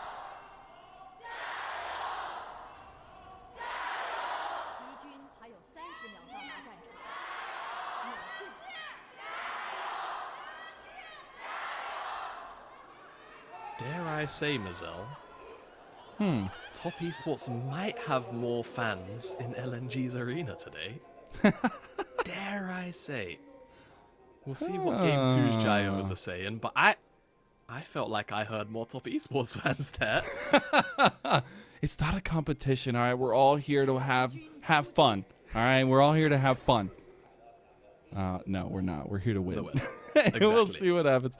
So I'm very curious now. We talked so much about the mid lane matchup, but I think more curiously, it's the Brand versus the Jarvan matchup itself. How active Weiwei can be is going to set the tempo of the objectives and things like that, because Tien will be really good around those big fights. Yeah, Tien really will. Very curious about the build as well out of Tien. What he'll decide to go towards. Jackie Love putting a little bit of pain down onto Hung as he cleared that ward out. But yeah, Tien, a lot of very strong options. Oh, Weiwei's going for a Raptor into invade path, and this is really, really difficult for Tien to actually deal with, though another ward was placed down, so he knows it's happening. He can just give up the Gromp. Problem is, Weiwei can actually go and check in on the wolves after the fact. Tien can know this, though. You can kind of see the bit of a chicken dance going on. Tien's deciding whether or not he wants to go and recheck his jungle as a Cream. Put a big emphasis on this mid lane matchup. Hey, the Blades came up for Scout there. That's why I kind of held my breath. He's going to be alright now. Level 2 gank. They got the on cheeky side. gank. Cheeky little gank here. Flash out from at least Jackie Love. Able to get some fight back, but that'll be a big summoner spell to be revisited by LNG. Yeah, no doubt. And like we mentioned, Jarvan, Rakan, Skarner. Flash is the most valuable resource for Jackie Love and for Tien in this game. Without it, they are very vulnerable targets. There's no Tahm Kench in this game to save him. It's Ornn. All right, who's looking for those re-engages, looking to make the life of Gala and Scout really awkward on the overhead. As this is also a matchup, I'm very curious to see about how it plays out, because theoretically Mordekaiser should just have a really good time. It's Juggernaut into Juggernaut at the end of the day, right? So it's bound to just be very trade heavy. But again, 369 having that innate sustain is a very, very big deal, as Jackie Love. Oh, he tries to get the knockback, but he can't do it. Man. That's a big score for LNG. The Ignite gets hung first blood. That was real damn sick from Hung and Gala, man. Finding that knockback was incredible. Flash out from Gala does feel alright when you're getting that kill down. The only bad thing really is that the kill goes on to Hung. So still a lead is taken. Cream looking for the end. Cream? Cream? He's got it. Explosive charge. Hung is there to save the day, though, and he kills him in cold blood. Scout and LNG up 2-0. Yeah, Hong doesn't go for the reset after the play on the bottom side. He roams up to the top side to find his way into the mid lane, and is able to save his mid laner. Great, great roam as Cream. He had the opportunity there, right? At the end of the day, Scout had no more resources to actually throw out back at him. So real good move. And now LNG find themselves with 2 early kills, 1 into the Corki as well, and that's a real big deal. The poke into some of these champions eventually is going to feel real bad. So Top Esports, they want to try and find an avenue very soon. They're down 1,000 gold in 4 minutes. Dude, Jackie Love is just out. he's just out on a stroll looking for souls. Looking for his twin soul, maybe. Trying to find something, but he does end up getting a couple of his health bars chunked away from him. I do want to see where resets are coming out for junglers. We actually have TN going down towards bot side here. He took the advantage while they saw Weiwei going bot to take over the Gromp from him on blue side. So we'll be curious if he looks to invade anymore, but this was the play on bot. Okay, let's look at this, because this was so clean. Knockback after the knock up. So difficult, and I mean, you know, comes from that play on the bottom side, blowing Jackie Love's flash. Ignite finds that tick. Gets the first blood. It's just clean, isn't it? From Gala and Hung. Know their limits really well in that specific instance, and of course Senna is just so squishy. Makes it all the easier. And if you can start getting some advantage for Ziggs and you can start taking some of these plates, that's the bread and butter right there. As we see objectives are spawning onto the map. We have about 30 seconds for the Grubs. As it is opposite side for both junglers at this point, so you wonder maybe they aren't going to look to try to contest over each other, but Weiwei already on bot side. Yeah, Weiwei on bottom side with his moat, his glowing moat on the way to interrupt this bottom side 2v2. Though I say 2v2, Jackie Love's not actually there right now. Mako. Oh, he gets the flash, flag and drag combo. They do get the damage back. That satchel charge helps get into range, and Weiwei smacks him down. Yeah, I don't want to be too mean to Mako, but press W to buffer the first knock-up. Then you might be able to get away there, but gets his Searing Charge interrupted, and as soon as that happens, he's just dead, right? So, good pickup by LNG, but also Mako a bit of a micro mistake there. Now will be the Dragon on the back end. Tien will get his grubs on the top side. Cream. The explosive. All right. They're really playing on the edge, eh? They really Even are. Scout. They heard we wanted excitement. Yeah. And they're getting it for now, in between these little skirmishes and the team A fights. little once they start to one-sided break excitement. Out. Yeah, you know, it's fine. it is one-sided, but it is what it is. You take what you get. Top Esports, again, it's going to take a bit of time to scale up for them as well. Yeah, this is what we were talking about a little bit, or at least alluding to, is if you can give Ziggs some time. Like, he's already taken 2 plates there, right? It's only 7 minutes into the game. You're going to have so much time to chunk that one down. Then you start moving him out of the lane and getting more of those plates. The 2,000 gold lead that LNG already have will be exacerbated. Now, we actually want to see if TES want to be proactive here. Do you think that's the name of the game here for Tien now that he's about to hit level 6? Yeah, I mean, the fact that you've got that ultimate coming up for Tien, the fact that you've got the Call of the Forge God now for Mako as well. Playmaking abilities are there, right? So now this is where they can look for those windows. You really want to see Tien try and get out onto the map as soon as possible with this ultimate, because it just provides so much additional damage. It's so difficult to also answer as well in so many instances that with all of the CC on top of it. Sika gonna be able to find that pullback, but very dangerous for a moment for 369. Nearly gets pulled under the tower. But yeah, Top Esports, they've got those playmaking opportunities now. And you really have to keep your eyes peeled on, you know, where Weiwei is to find the answers back, right? To enable the rest of LNG to actually get those callbacks in. Tien going to be happy with the farming style right now. He's up a decent amount of CS over Weiwei. Weiwei has hit level 6, so I expect his ganking tempo to increase a little bit at least. But Tien's going to have his whole red side of the jungle to farm here on this pathing, so nothing else going to really be on the map just yet. And that's where eyes kind of look to LNG, and they've done good with it so far with a little bit of a lead. But they are the team that definitely is in more of the proactive seat here with the style that Weiwei brings on the J4. Yeah, definitely, right? I will say a lot of LNG's picks, and I'll call them that so far, have been moderately, you know, opportunistic, right? Jackie Love has no flash, he steps up a little bit too far, gets clipped by the W, and he just dies for it. So it's very, very hard to deal with as Tien just trying to cause a bit of nuisance in this topside jungle here. He cleared And, his blue side so fast. Yeah, he definitely did. But frankly, And that's a 1v1 that brand wins. It's so hard for Charvin to actually answer. They're looking for a dive. This And I mean, is bold. it is bold. Ixtal's impact straight into the turret. 369 Oh, with a little no. bit of damage. They get him right back, and he's going to get the kill after everything as Tien was able to get a big one. Oh, little engage there on Mako on bot side. All right, nothing else going to come of it. the wave. The kill on top side means that Zika not able to back because of the way that Tien can posture over this wave. This might still be another dive. Yeah, they can look for it. No flash on Zeka for now, though. Bottom side, they Oh. want Jackie Love. Oh, Jackie Love, you might have... Okay, he flashes there. Oh, they're going to get him on the top side. Oh, my goodness. Meanwhile, bot side, Mako is getting a little bit low. Looks like nothing else going to come of it. Yeah, that initial pyroclasm into the staying under turret ends up getting a lengthy kill for Top Esports, and they get themselves on the board. Yeah, those kind of setups are so brand favored.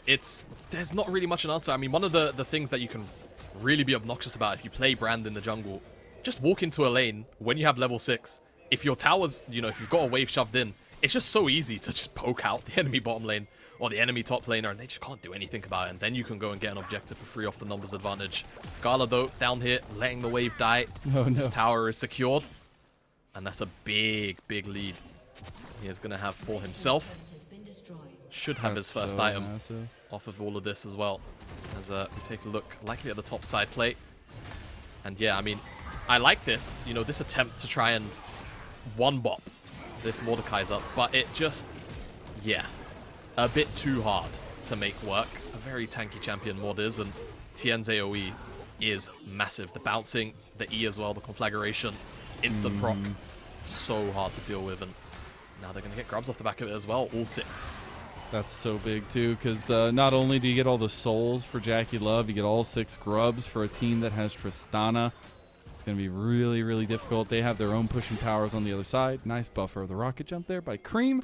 Gala, after taking that tower bot side, will be going mid. Exactly the plan that we talked about early on. They just need to move him around the map and get him gold. Exactly. That's always what you want to do with Ziggs. As Mako again. He's testing his luck, Searing charging out of those Rakan Ws, man. As another the great buffer. man. Another great buffer from Cream. LNG, they are looking very aggressively for these plays, just not quite able to find them. And this is where I look towards TES to, you know, have the numbers in the right place, right? Make sure Tien is there to answer out on a play. If someone else, someone else is being dove on, that's perfect cooking for Tien on this Brand. Knows that the bottom side play is happening. Too much vision secured by LNG. Wants this cross map here onto Zeka. They saw know what, he's probably gonna JDG find eating it. good in that first game when they were cooking up the Scorpion. Like, I want to try some myself, says Top Esports. They aren't actually going to execute the dive all the way just yet, as they will end up seeing the movement from Gala and Hung up towards this top side of the map. Nothing else going to come of it just yet. Not yet for now. That second dragon was picked up, and it will be a Cloud Soul for game number 1 in LNG Top Esports. And honestly, it's a pretty good soul to have if you're LNG. 2 divers, one of them is Rakan, plus the Skarner. I guess he's gonna be able to drag people so far back, Mazel. Never seen anything like it. It's going to be kind of nutty, actually. We are getting those item completions up. We got the Leandries for TN now as well, but the Luden's Companion as well as the Collector there for the side of LNG. And I do see a little bit of mobility around this top side because we have 45 seconds for a Rift Herald to spawn. LNG maybe looking to continue a little bit of focus up here. They want to. Top Esports, though, just going to slowly push them out. But what this opens up for is LNG have this mid lane push. And off the back of it, they're not going to be able to start up the Herald. They've still got another 30 seconds left, so maybe a good reset for a couple of members before looking towards it themselves. Gala's got teleport, so that's what he's going to do. Base TP, maybe Sork Shoes. I mean, he's so accelerated, I don't think he's going to have second Diam off rip, but he's going to be... Never mind, he's got Blackfire Torch, so he's 2 items. Let's see how... yeah, let's see how he... He hasn't been able to get mid lane focus, though. Yeah, you got no additional plates on mid lane. He does a lot of bloody damage, so... Guess he makes up for it a little bit. Yeah, he does make up for it. So LNG, this very, very strong Ziggs. How will they look to take this fight? Top Esports again. They've got Mako here on this Ornn. He needs to be the re-engage, or he needs to be able to soak up, dissuade some of the initial engage. TN needs to not be engaged on, or if he is, it has to be for a good reason, right? He has to be able to find a good bounce element off the back of it. The Rift Herald started up by Hung, of all people. It is going to be pulled off of while you actually have the movement from the rest of Top Esports up from mid lane. Going to make it up to this fight before Gala even gets around here, but the Rift Herald started up by Top Esports in code. Yeah, but Zephy's got a teleport ward right above that control on the bottom side of the map, this river here, so I imagine that's where he wants to pull the trigger. Maybe the Tri-Brush as well. Okay. That's where he's going. Let's see how good the engage is. Weiwei's on the side. Oh, the Rift Herald's on the other side. Oh, it's going to be Jackie Love that gets it. Dawning Shadow across, though. It's really big. Now you got to look at Cream's resets. He's already got one. Rocket Jump waiting to go over on a scout. Cream is resetting all over the place. And the Lactose Intolerance Club, or the Lactose Tolerance Club, is eating wonderfully here as Cream helps get a double kill for 369. That's going to be 3 body bags of LNG. Yeah, the ultimate from Senna, the shielding. All of that self-peel available to so many different members. So critical. I didn't even get to see who 369 0'd out of that scenario as well amidst all of it. And whilst all the chaos was going on, TN's ultimate managed to find its way onto the backline as well. So every single thing that could have gone right for Top Esports went right. So Weiwei goes in. But then again, there's no real follow-up. Yeah, Mako doesn't get a good knock-up. The ultimate comes down as well from Brand, and it just damages and slows all of these key members on the side of Top Esports. There's just nothing that LNG can really offer there because the follow-up to the initial engage from Weiwei was so lackluster that it just makes the fight super free for Top Esports to take as they start to run them down. And you're starting to see the impact that this Mordekaiser has, right? You're literally taking a massive portion of LNG's fight potential off of the table early. And not only that, your AP, you have damage. He is massive. And those dice, they're coming up all 9s. They are. 999. That's what LNG are going to have to call very, very soon. The pace of the game keeps up like this. Big, big wave. Though Hollow Radiance is a fun item. And Jackie Love. Got a little bit of sustain on the back end. But that ult is probably going to end the siege for now. Oh, no. Oh, Gala just completely 100-0'd by TN. Meanwhile, Hung is starting to the escape here. Mako's trying to wrap around to make sure they can't. The pincer maneuver has been initiated. He's going to stop him in the wall, but it's really the Rift Herald they're after all along. That tier 2 is going to go down, crashing into dust. A lot of extra gold picked up on the back end of that play, and Gala just have to question why he was there in the first place. No flash, easy pickings. Ends up dropping to TN. Tier 2, it's just a massive injection of gold now. Top Esports get to focus on the mid lane, right? They've got the tier 2 bottom side. They stop the dragon stacking. This entire sequence of play has just really thrown the game in a loop for LNG now. Because the problem is, your game is one-track mind as Weiwei. Oh, he's going to go right back in on the Kareem. Dawning Shadow across the board, and Mako is the one that comes up with the kill. Oh, Kareem rocket jumps preemptively out of that one. Really nice move there, and Top Esports continue to carve out this home of a lead they have. Yeah, now the problem that LNG are going to face as they suffer another loss for Weiwei is that their composition as a whole is moderately one-track minded, right? It's Jarvan Rakan, Skarner follow-up, hope that the damage is also there, right? You've got the poke available from Gala, but this is an old patch Corki, you know? This is, you know, slightly different Corki compared to what we're used to seeing. Oh, he just had no idea. Yeah. I mean, That's really rough. it's still greedy pathing at the end of the day. It It still is greedy pathing, and he's punished for it.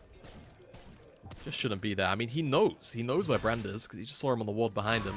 So, either way, that pick does cost them a fair chunk of golden pressure on the map. But yeah, now LNG, they kind of have to shift gears, going back to it. They have to try and find what poke they can from Gala and from Scout, and then look for the engage. If they go at it, you know, head first, 5 versus 5, Top Esports should, at this point in the game, just come out ahead 9 times out of 10. Unless they lose Cream or unless they lose Jackie Love immediately. But it's so difficult for that to happen because 369 has a removed champion ban. Yeah. You know, so Exactly. it's so hard to answer. And you're also second item spikes for Cream, Tien, and 369. Copycat builds for Tien and 369 as well with the Rallies and the Andries completed.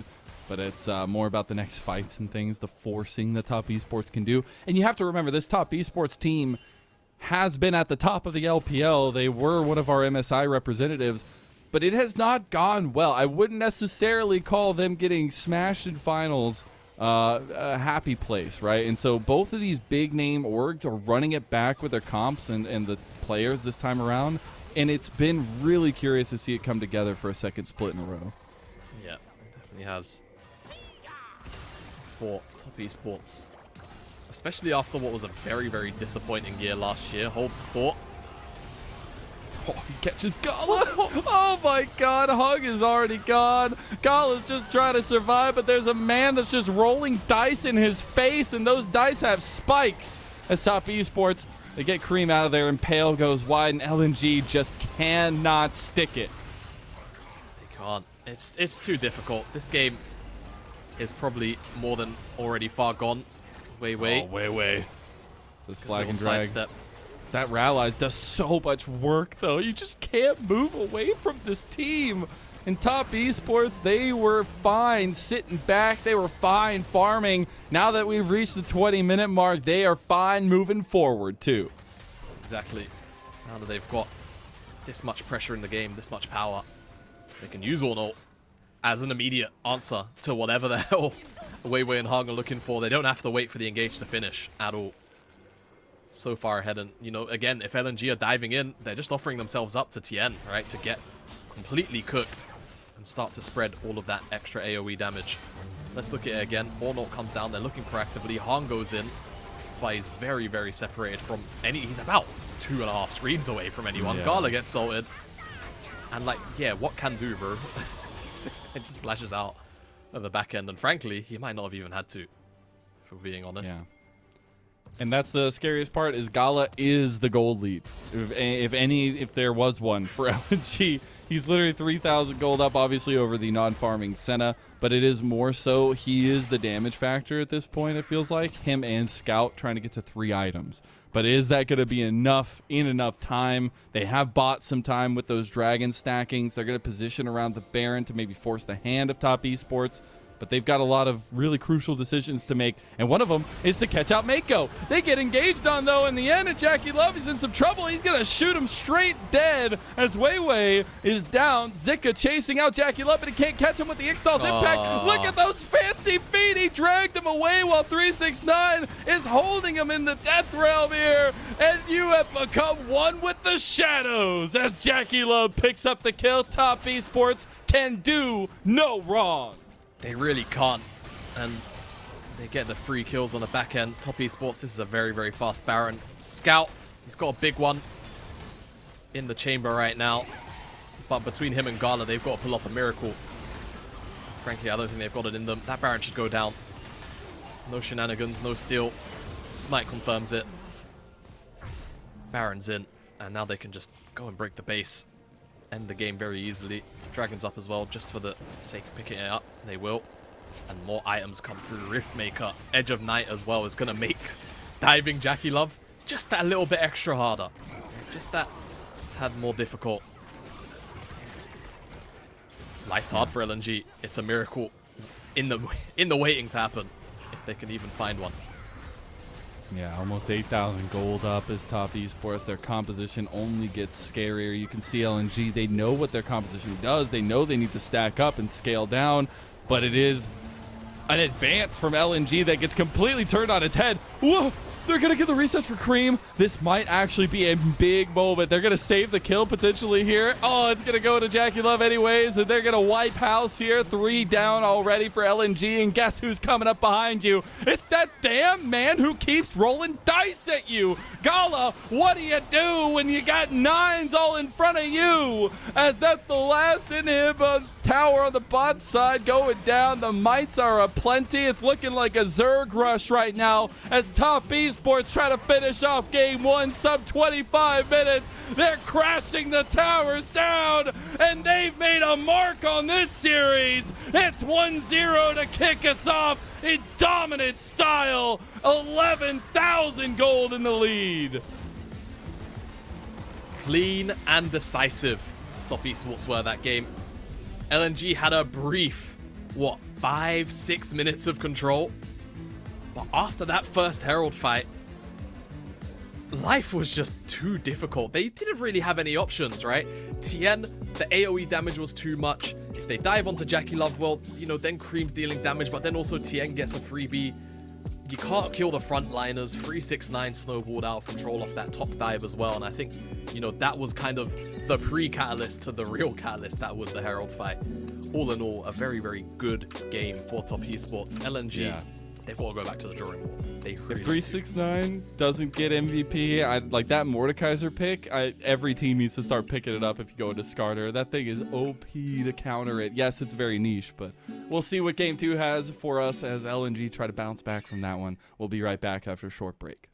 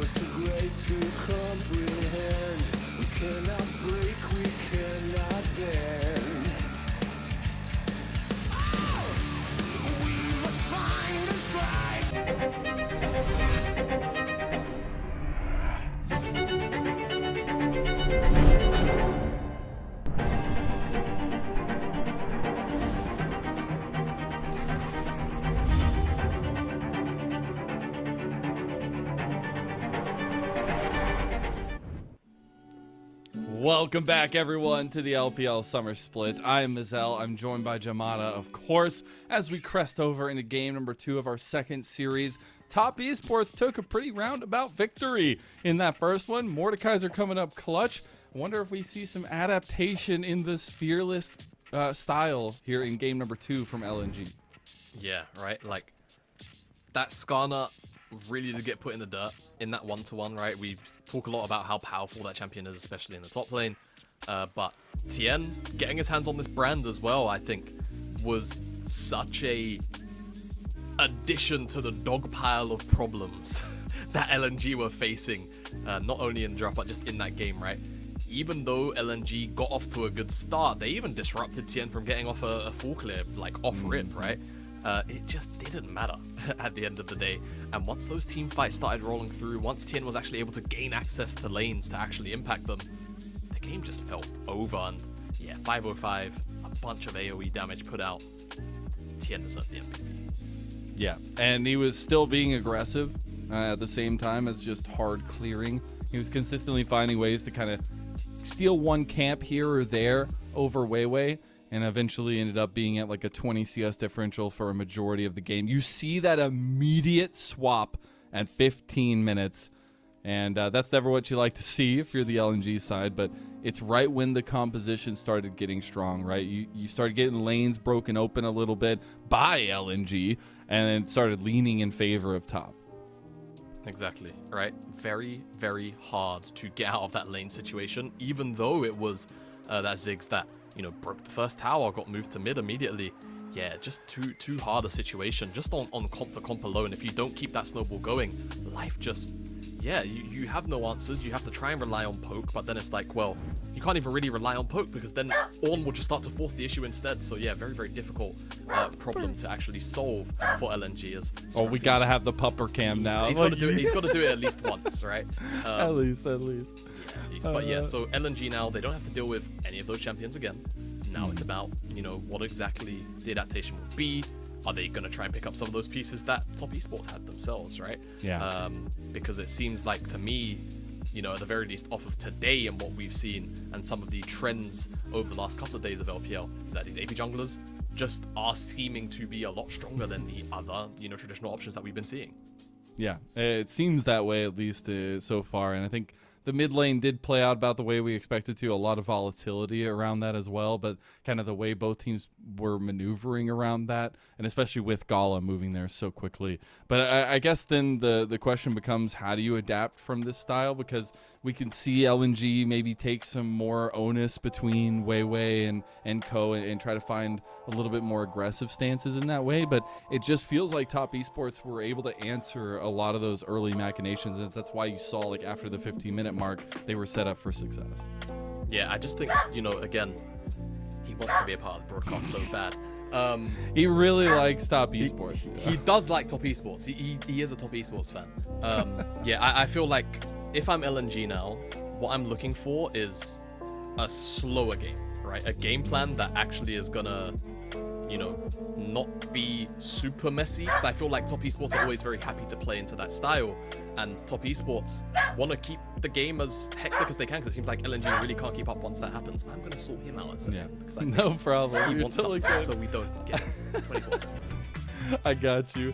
But I think it's also telling how we saw so much impact from Top Esports as a whole together, right? Like, we got massive impacts from the Mordekaiser from 369, but it was more so they were all able to make individual plays. Yes, Jackie Love and Mako got killed in the bot side in 2v2. It's fine.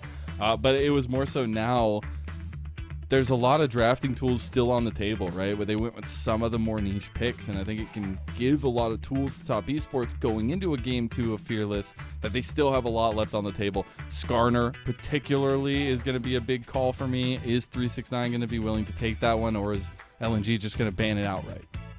Yeah, that's my big question. It's still the Skarner question, right? I think that the champion is still very strong. We've obviously just seen that Mordekaiser answer. Is there anything else that's realistically going to do as well into the Skarner as the Mordekaiser? After seeing that display, my honest good answer is no, but we'll see as we make our way into game number 2's draft. Top Esports banning away the Senna, banning away the Tristana, the things that they just had that they don't want LNG to get their hands on, and LNG removing away the Corki and at least that aspect. So, you know, those two premier AD mid laners gone, kind of relegated now to some of those more kind of secondary, maybe even tertiary options inside of things like Yone, maybe even you drop down as far as Jace, if you want to force that AD mid. Let's see where else they're willing to go, as Camille is also taken off the board, away from LNG, most likely towards Zeka, and I'm wondering now about that Skarner. Is it the last ban? That's really the big question. No. So as you see, it is not banned. If you're wondering what those bands at the bottom of the screen are, those are the fearless bands. Those are the bands that the teams cannot play because they've already played them. Top Esports on the blue side for a bit of a change here. Looking for a first pick, and it's going to be Hui for Cream. Okay. Interesting. So, Hui's the lock-in. We'll see where Top Esports decide to go with this draft. It's definitely kind of a bit surprising given some of the options up and available, but they also know that LNG can't pick Skarner, right? So they don't really have to first pick it if they want to go towards the Hui instead. They certainly can, but things like the Talia are up, or the other jungle options, right? So I'm not going to say it's a head scratcher, but now you could deal with something like, you know, Talia plus a Vi if they're willing to go towards some of the older, you know, variations. Speaking of words that start with V, Varus and also Kalista both up, mind you, with all of these bans. You tend to see remove the weight, not often available until later stages sometimes. So Kalista, potentially the option here for Gala, and that's a whole bunch of bottom side priority that is just going to be earned. And you've got the Talia for that global pressure from the mid lane, or, you know, again, it could technically even end up in the jungle if they can find their options in the solo lanes for a little bit more AD to supplement it. So LNG, a really strong opening. Top Esports now have to find a good response. Yeah, dude, just letting the Kalista through. I guess the Varus is still there on the other side, so you get a really strong answer. So we're just getting big guns in the bot side that typically don't make it through the draft. It is the Rumble here for a little bit of flexibility on Top Esports side. Could still go bot lane, maybe, in some way, shape, or form, but I do expect that to be a top side matchup. I really like the Talia, actually, to set up for LNG with a little bit of flexibility there, too, if it goes to Wei Wei. Yeah, this is really smart from LNG, because not only can Nico be flexed into the mid lane, never mind, they picked Mortis. So, now, if Top Esports want, they can put that Rumble bot into that matchup, and they'll have a lot of firepower and a lot of burst damage to go up against the Norless Kalista. But also, of course, like you were highlighting, the option for the ability to just put it in the top lane if it's a good matchup for 369. Certainly very prevalent. Now these bans for LNG, probably just junglers that they don't want. Things that are going to go in and engage by space. Zin's out. Perfect highlight of that. I think LNG probably want the Jarvan again, actually. Now I think like Hui, Rumble, Varus. True. Oh wait, no, Fearless draft. Never mind, I forgot for a second. So LNG can't pick it themselves, but they do want an engaged jungler regardless, right? LNG, I was actually thinking it for Top Esports. Yeah, I mean, because Top they got Esports, the hot it's good pot for them ready too. to go. Yeah. No, I mean, LNG could reasonably also still just ban the Jarvan. Yeah, so it's really up to them whether or not they're willing to play against it or not. Something like Viego Poppy. Okay, I like the Poppy here too. Makes a lot of sense. Top Esports now. One more ban in their cards. Ban Renekton. Anything that's just going to make life really, like, you know, difficult in the early game, because you've already got two very strong points of power, right, between Kalista and between Talia. That dealing with all three would be pretty annoying. Twisted Fate kind of falls under that same parameter, right? A lot of setup. What are LNG going to do? Top Esports at B1, they hovered Yone, they hovered Irelia, they hovered a bunch of AD champions. And I wonder if they're taunting LNG about some things they potentially know. It's Nidalee, so it will be this Talia in the mid lane, Nidalee in the jungle. Top Esports now, where are their pieces going to go? Alistar's locked in, so that's not going to be Rumble support, that's going to be Rumble top. Tien, Lee Sin. I mean, of everything that's up. Classic. Yeah, I think it's probably the one that makes the most sense. They can't really play first kill and go Viego and look for the resets. I think it's too difficult into this comp of LNG. And now Zeka has counterpick into Rumble. Very difficult champion to counterpick, but there are options. just about what he really wants to land on, how much punishment he's willing to suffer. This would be an interesting one for sure. I expect for him to have some fighting potential there, some setup potential for the team. Okay, it's going to be the Ornn, so a little bit of lengthy engage there, but also just kind of the scaling addition to the comp.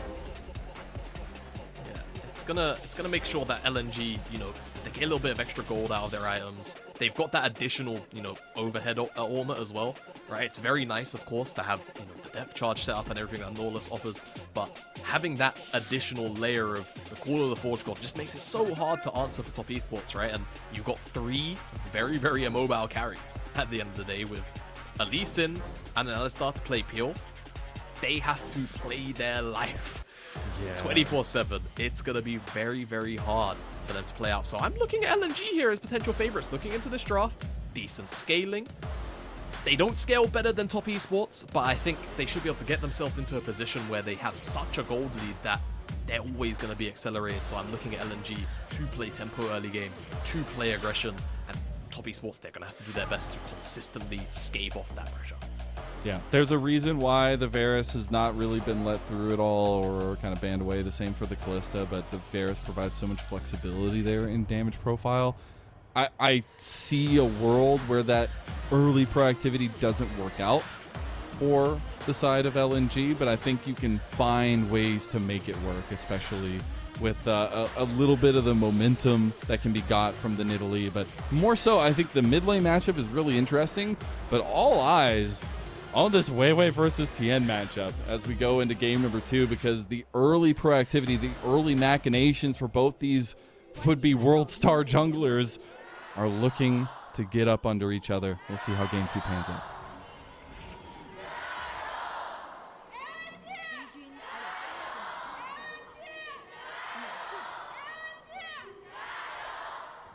Somebody Credit to Jackie the loves lead sides. chanter. Credit to the lead chanter there for LNG, Mako.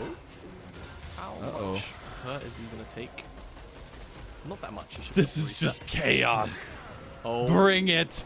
This is the LPL that we know and love. They're going to bring Mako over here as well, but they don't have that easy level 1 engage. Mako needs that level 2. Hung does. yeah, exactly. Very close to being a messy level 1. But everyone will just reset, take their time. Information wasn't even necessarily gained from that, by the way. As top esports are going to find out with this sweeper. It's just neutral wards across the map. As Fisticuffs. LNG are looking for a lane swap, so they want to not necessarily get out of this lane matchup in the bottom lane, but they want to put Rumble behind, right? And this is exactly what this lane swap is going to do.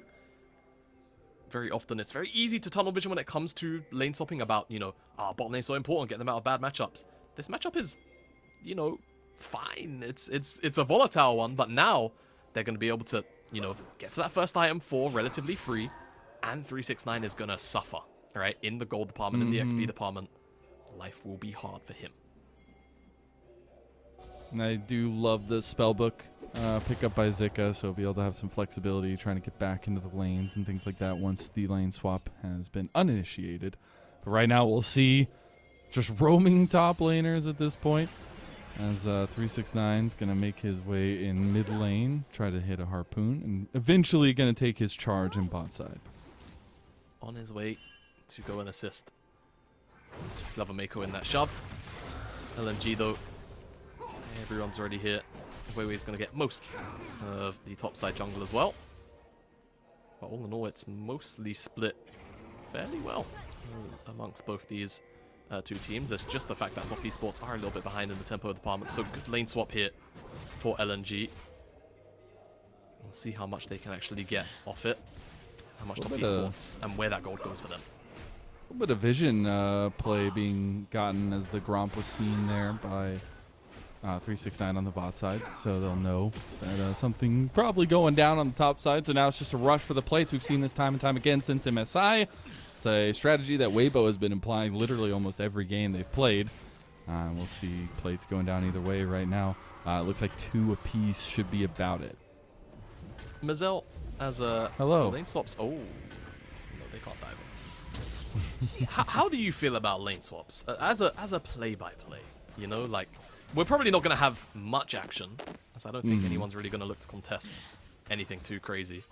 Because, personally, I actually quite like him. You know, Yeah. I feel like I'm in the minority of people, I will say that. I'm right there with you, bud. I think the way that it changes the gameplay and the like adaptation you have to have, it feels weird because it's different, but it's cool. Yeah, because that's pretty much where I'm at. Because if you're old heads, right? If you're a long-term, if you're as old as Dom, right? How old Dom? If you've been there, you've been here since like season 2. You remember the old days of lane swap. Slink out the door as I raise my hand. But you'll remember where like that was just the meta, right? Yeah. Like every game was lane swap, and that was boring. This But though, it was a bit different, I felt like, at the time, yeah, right? there was you know less. There was no plates, right? So there was less. There's gold not on the 3 map, but- people running around as Yeah. often, I feel like. Yeah, like there's also that, right? I feel like there was a little bit more strategy to, hey, you had to double jungle because people near jungle camps would get gold, or not get gold, get experience and things like that. You would balance out all of that stuff. So there is definitely different merits to it. But I think the fact that it's not every single game is a very nice kind of change of Yeah. pace to the consistent chaos you would often end up with occasionally, which of course is fun to watch. But hey, for us old heads, us people that want to see a little bit of chess League of Legends, definitely good to see every now and again. Thank you, NIP. I think there's a lot of credit to go around, but hey, there was that one interview, you know, they credited, G2 credited NIP, I'm just saying. Anyways, we have objectives now coming up, and that's been a big moment of contention for both teams early into this series. I want to beg the question now, do we continue to see that now that we're getting actually a play on bot side? Hung's going to ensure the dredge line connects with that flash. Mako going to be turned into chopped beef as Jackie Love steps back up to get some damage back down, but that means LNG have priority over the Dragon now. Yeah, and they should definitely get it. You do have TN in the area, but they really wanted Mako that they get him. They're not even actually looking for it. They're kind of eyeing up a play as they continue to stack that wave in, but there's no mid pressure. Cream's got that one shoved in. There's no Ormot from scouts there. It's not even like a fast rotation. He's just about hit it. They really wanted this wave to crash full and proper, but they didn't quite get it. So this Dragon is actually more likely to go for top esports. Yeah. Or a play. Either way, as Cream. Oh, Scout. spiraling despair. He's going to go for it. He wants it. The damage is enough at Cream with the solo kill over Scout. Yeah, I mean, when you're at that kind of threshold, 50-ish%, 60% even, you get clipped by that more, that's it. You're going to die. As soon as that ultimate connects. So well played, Cream. Finds that solo kill. We spoke about how we wanted, going into this game 1, for that mid lane matchup to be super hype. And admittedly, they were going tooth for nail in game 1. But it didn't result in anything too major. This game, however, Cream is the one that gets the edge. We'll see how that mid lane matchup now plays out. Top esports TN, he's on these grubs. Did get that first one. Trying to find the scuttle at the very least. Technology's probably not going to get the second. Even commits the smite to it. Wait. Yeah. He's the one with numbers. So should be able to secure the other 2. What I love about that solo kill for Cream is just the momentum it gives you for top esports composition, but also what it means for Cream, right? I think we've seen a big growth from this guy since his time on top esports coming over this year from OMG. Long-time OMG star, literally winning them games for like a year, 2 years, winning Rookie of the Splits and things like that. And I think now we've seen him adapt. Not only is he playing these facilitators, he's able to play aggressive picks as well and take it to some of the best. Now, Gala's going to step up here, and there's going to be a flame spitter right at his back. Meanwhile, LNG might have pulled the trap here. That spear lands right into 369, and the Cougar Claws come out, but it's the Ren that kills him. Now Wei trying to get out with his life, and that's a double kill for Gala, and he'll be gunning him down now. Such clean execution from LNG there. Not a single member dies, and they pick up TN and 369 on the back end. Zeka didn't cancel, or rather did cancel his base there to pull back the Call of the Forge God and assist in the actual tower dive itself. Now teleports down here to pick up some of the wave. I don't think he's going to get Dove. I think he's just a bit too tanky. Has exhaust as well, may I add. So Ooh. if he can You get say him that, to maybe use you it. cast a curse, so a little bit of damage back. Oh my god. That wound up tower shot does about half of Jackie Love's health. Meanwhile, there's one turret plate left down there, so Top Esports been doing really nicely getting those plates, at least for themselves, getting a little bit of gold. But the problem is, that's an opportunity already completed down there in the bot side. Let's look at this solo kill though, because more into ult straight away. Scout doesn't try to flash it. Auto comes in as well. Q, pop, passive ult as well. Lovely stuff. And up here, TN just a little bit slow on the trigger, I feel, with the resonating strike. Unfortunately, it means he doesn't connect on Scala, but even if he does, I mean, we're talking about the difference of maybe making it a 1-for-1 and them still getting run down in the extended, most likely. Gala, though, gets that double kill. Because of it, he's at opportunity already. 9 minutes into the game. Already on his way to a second Dirk as well. Very strong, this Kalista as Scout. He's definitely eating the worst end of these trades. Bear in mind, this is Cream with Sork Shoes, Thorin's Ring, and an Ampto. So, Yeah. he is pumping out the damage right now. As LNG off the back of that topside skirmish. They're going to get this dragon as well. Really starting to stack up some of this tempo, some of these advantages from these skirmishes they're finding themselves with. Yeah, able to use the strength of the bot side to help them lean into that a little bit. They will need to go back and scoop up that last wave there, as there is just a one turret plate left on that bottom side for Top Esports to take. But that objective is pretty big for LNG to have consistently. But the next big objective, since they're so mistimed right now, is going to be the grubs. A minute. That could mean the difference of these late game scaling objectives or that push later after fights, because we have two that have already been secured by LNG. Exactly.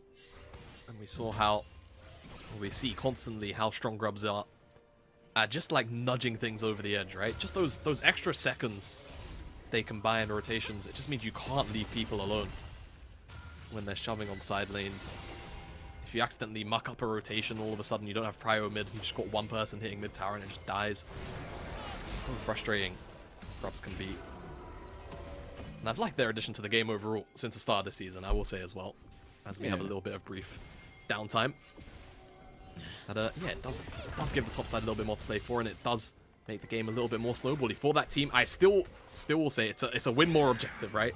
You have to be hitting the towers in the first place. But the power of them really can't be understated, especially after a couple of the buffs they've got now. Focusing back on this game, Jackie Love will get this tower by himself, so that's going to be a large chunk of gold kind of clawed back between him and Gala.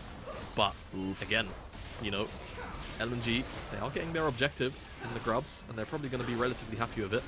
They just have to consistently keep the tempo up, keep the pressure up, and actually make use of this 5 grub takedown that they've got for themselves.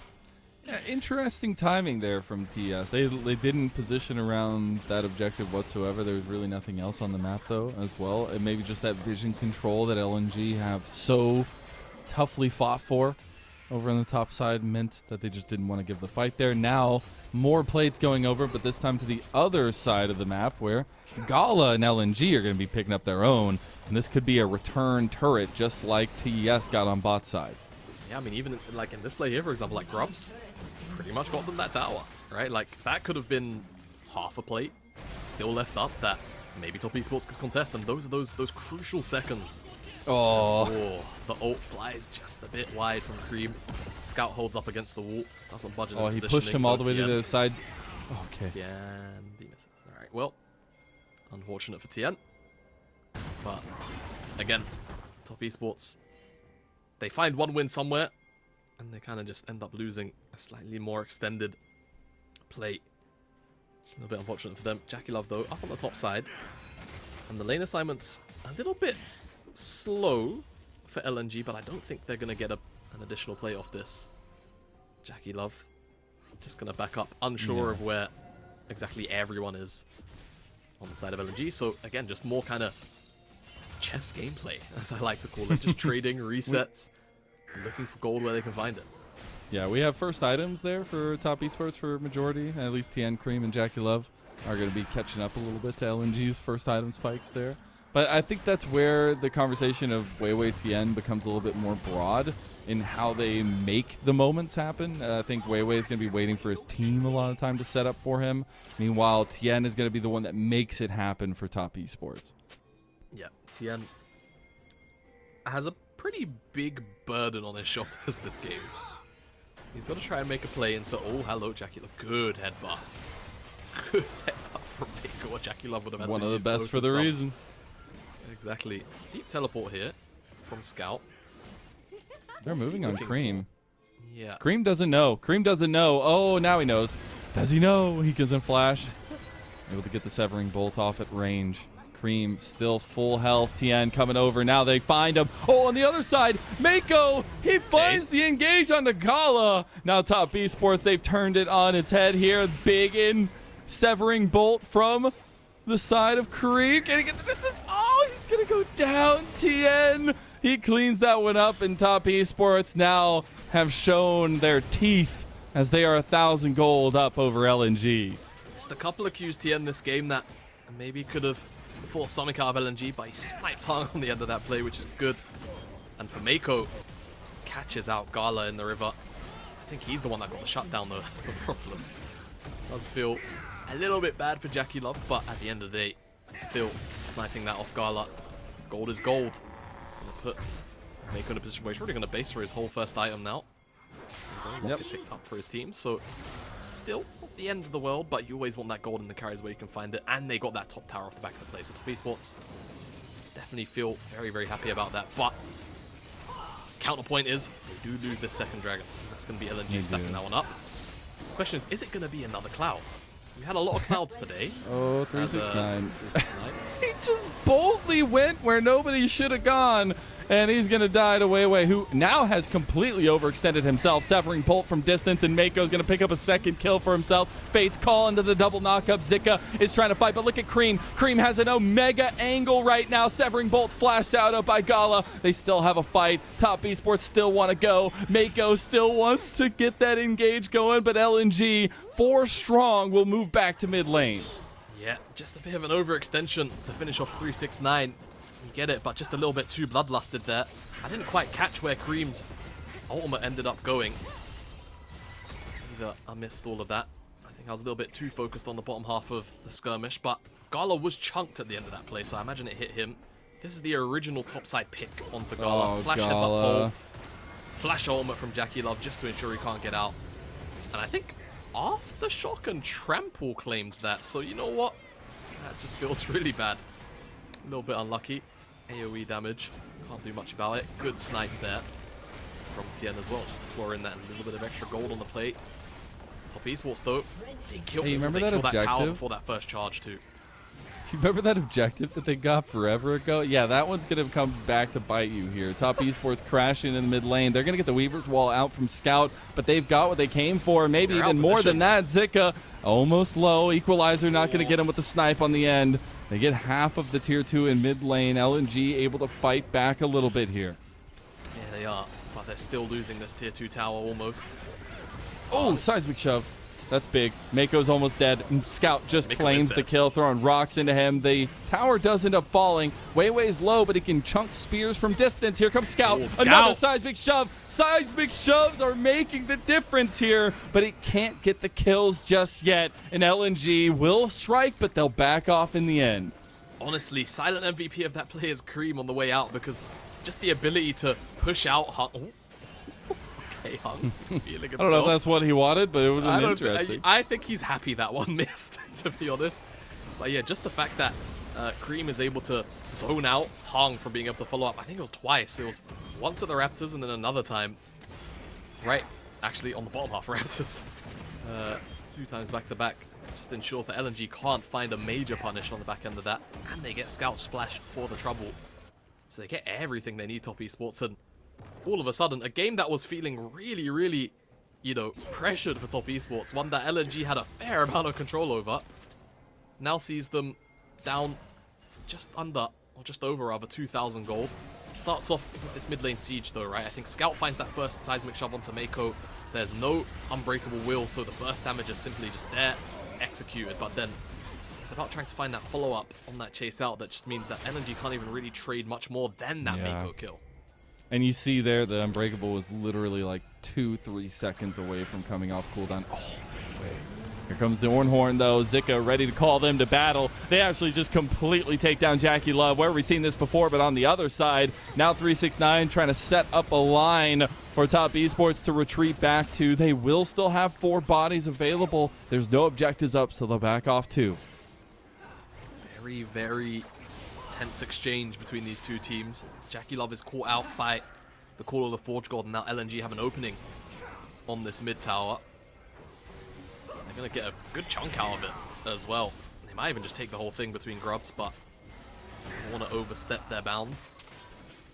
But still a nice little chunk and a good pick right before this dragon comes up. All of the elements will be back off cooldown by the time that objective spawns, so just more gold in the back pockets of LNG to try and claw something back. Claw might be the apt word for it. Weiwei's damage is going to be clutch, but here Jackie Love completely caught out. Yeah, I mean, Spell Shield's just not going to save you, right? The ultimate is able to just strip it away. And even though you won't get that extended knock-up, it will still find you. And not only that, in this case, it's a real good follow-up from Hung just to ensure that that knock-up does come through. So if there's one good thing about that play, is that Jackie Love didn't actually have flash to blow it. So now he does have it for this objective. And they do have a good bit of control now, Top Esports. So unlikely to see a repeat of a play like that. Unless it goes real wrong for Top Esports. They've got all the control here. And you have to remember this is a battle for the top of Group C. Both teams sitting at 1-0. A win here would put them at the top of a double round robin group. They will face each other again, but Top Esports have already struck once, and they have a small advantage now they've carved out for themselves early into this game. We're at 20 minutes now. We'll have objectives up on both sides of the map, and we're looking at a tussle in mid lane as Weiwei gets half his health taken from him. It's a good thing Weiwei can heal himself, because that was a big chunk, but Dragon's taken off screen by Top Esports, all the control. LNG trying to wrest something back in the top side, but it's just very shallow vision that they're about to yield, so nothing really gained here for LNG, just a straight up loss. No trades across the map, so Top Esports continue to just slowly but surely begin the strangling of LNG. And I'm really just waiting for them, Mazel. Sorry to cut you off. No problem. I talk a bit funny sometimes. And now what we really need is LNG. They kind of just have to press their go button. Okay. Top Esports press their go buttons. That was a heal from Gala there. All right. I mean, hey, a win's a win. I know what cooldown is longer between Rumble Ult, Varus Ult, and Summon Spell Heal. So, True. I guess they can still call it a win. Very, very funny. But yeah, I think LNG, like, it's not like they're super far behind. When you like actually zoom out and you look at the items completed, right? They're not overly behind right now, unless a couple of resets come through. But in terms of just the pressure, the feel of the game, and also of course the context of how the teams want to fight and the champions involved, it just feels like it's going to be so difficult for Gala to find favorable fights, just based on how things have played out. LNG, whilst they do have these very reliable tools, it just feels like they haven't been able to use them for the last, 10 minutes or so when it's actually mattered. We have a third item completed there for Gala as well, the Edge of Night, so they're going to be able to save a little bit. Also the Banshees for Scout's second item, so going a little bit more defensive. A lot of ability blocking utility from LNG so far. Meanwhile, we have the Sundered Sky for Tien, so he'll be doing a lot more damage now too. I think the most interesting thing is how Top Esports have entered a lot of these fights. I think that's crucial in the next couple of minutes, especially, is we're literally just looking at Tien for his engages and more so Hung or Scout to get those big ones for LNG unless Zika can find the avenue. But they've been able to like layer their CC pretty well when they do catch them out. And they'll try to catch them out here in mid lane. Yeah, this move should secure this tier 1. So good job there from Scout on LNG. Just take a reset up. Wave to catch on the bottom side. 369. We spoke about how that early lane swap can really impact, a top laner's ability to find economy in the early stages, but frankly, he's done a really good job of recovering. He's already at 2 items 23 minutes in, even after the lane swap scenario, so really not the worst position to be in. And we'll look towards him to be an additional layer of damage, right? We've seen Cream pump out so much so far. There's the seismic jump. Oh, if the Sonic Wave connects, they definitely follow that one up. They're going. They were going. Oh, no big deal. Heal back to full. Easy peasy. Very nice from the Chemtech Rift plants.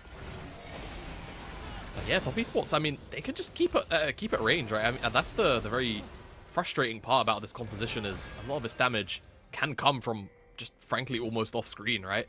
And even though you've got these reliable engage tools, you've still got to walk into the damage of a Rumble, a Hui, and then you've got to deal with the peel, the knockbacks, potentially, of Alistar and this Lee Sin, who can then also additionally dive onto your backline eventually, so very hard to navigate for LNG. And they've not been able to set up a pocket of vision really to oh, this is actually a pocket of vision Love, from the he's side. gonna dodge. Oh, can't dodge out of that one. Oh no, Wei. Oh. Okay, Hung is gonna save the day twice there. Wei finally cuts him down with his claws. They get one for LNG, and those are the kinds of picks from distance that you can see over and over again. So that pocket of vision I was talking about, it's that control in the river. That was their pocket of vision. They find Jackie Love with the max range ultimate of Ornn plus Hung, so they get their pick. Jackie Love had no business being that far up, by the way. Everyone was either on a side lane or in base. Like, very, very greedy from Jackie Love, but we love him nonetheless, don't we? It's something we've seen him do far too many times. Don't worry about it. Come on, you don't gotta rub salt in the wound here, bro. Yeah, maybe a little bit. Oh, but they're about to. They're about to. Look, if it's not me, it's the observers, all right? Ornn Max knocks off the distance. shield. It's max distance, but it forces him backwards. He doesn't flash the immediate depth charge, and in all fair... All right. I'm just saying the spear didn't connect. I don't know. Look. The spear? Who cares about... Did you see the Dredgeline hitbox? I did. Well, yeah, that's what I'm saying. Hung literally like Spider-Man that thing. Like, oh no, you get back here. Nah, Can't get surely out of here. one day we're gonna fix that, right? Like, Nah. come on, like, Don't it's you not like lollipops? It's not even a feature at this point, man. It's just bad. It just looks bad. I like it. I'm here for it. And now, the fact of the matter is, LNG can kind of readapt down towards bot side if they want to and force over a Soul Point now that the next dragon has spawned. It looks like Top Esports want to move there as well, though, and get some vision down preemptively. Now looking just to try and make that trade happen. They actually spot Tien out with that blue ward. Do they want to just gonna force the Baron? on a cheeky Baron? They do. So let's see how this one goes. 369 does have teleport. They're gonna They do this dragon way faster. yeah. That Baron is not dropping in HP very quickly. And Mako they're- is... I mean, they get Mako's ult. That's big. But they actually have to do something with it. That's the problem. Let's see. They're still... This is all vision. This is dark for Top Esports. Oh, Cream. You're riding the lightning right there, brother. Oh my god, abilities are going everywhere and not hitting any champions. But that equalizer will, and that spiraling despair will, and LNG, they might have a despair of their own. Top Esports, they picked him out. Zika gonna get back in line with the team. Tian looking for the angle here. Here comes the Top Esports train. Oh, denied is 369. After he got one, he got out. Now Hung goes down to Top Esports, who claims the scraps after a scrappy fight. Yeah, they do. They're not going to go towards Baron here. Top Esports just have... Oh, Jackie's fine. He does lose out on that skull, which is sad for him, I guess. But good play, all in all, for Top Esports. And it's all just kind of come off that cross map, right? LNG, they're looking for ins, but Cream... Cream that is guy one lucky son of a loves- gun. Alright, Yeah, that's all I'm he going to say. It's actually the Hui route which stops that call back in from Zeka. So nice on Cream to prevent that, and Gala eats a lot of the Hui combo there, but is able to survive. Equalizer kind of cuts off a lot of LNG, and they kind of get run down front to back. There's not really much they can do about it. As a 369, very unfortunate to not pick up 2 kills for his troubles here. Gala free hits him and rends him down into the death chamber, and good aim there from Tien makes him secure that second kill. So LNG on the back foot still. Top Esports continue to press forward. Jackie Love's flash is almost back up, so I guess we'll wait to see how he blows the next one. Even in this, True. in this winning-ish setup, as you know, it's very back and forth nonetheless. Yeah. You know, it is equal goal, but it just has felt like for a little while Top Esports have just been winning out, and again, that contextual way of how these team fights are playing out, how those comps go against each other, just feels Top Esports' favor. It does. We do have a lead, though, for Gala, at least, about 2.5, 2.6K over. Jackie Love is on his 4th item now with that Shirelli's Grudge completed. We do have that 3rd for Jackie Love as well, and a 3rd in a Void Staff for Cream. So some big item spikes, but the next fight's going to be even more damageful. I like that. Damageful. Yeah, making up words. Making up Better words on the spot. stay right in here. You're going to find all new words. Yeah, well, Gala does find himself with 4 items and an upgraded Ornn item, and Scout is almost at that death cap. If Scout can base for that, they're actually in pretty good standing as a, this accidental rotation Oh, no. may have just, well, I say accidental, they've opted into it, but they're going to lose the front of their base, they're going to lose the inhib. So Scout's Rabadons is seemingly what the play is. But now the problem is, Scout's overstayed his welcome. He might have to teleport out, because... He does have Top Weaver's Esports- Wall. Yeah, he should be fine. I think, Top Esports aren't even really going to give a crazy amount of chase there, so...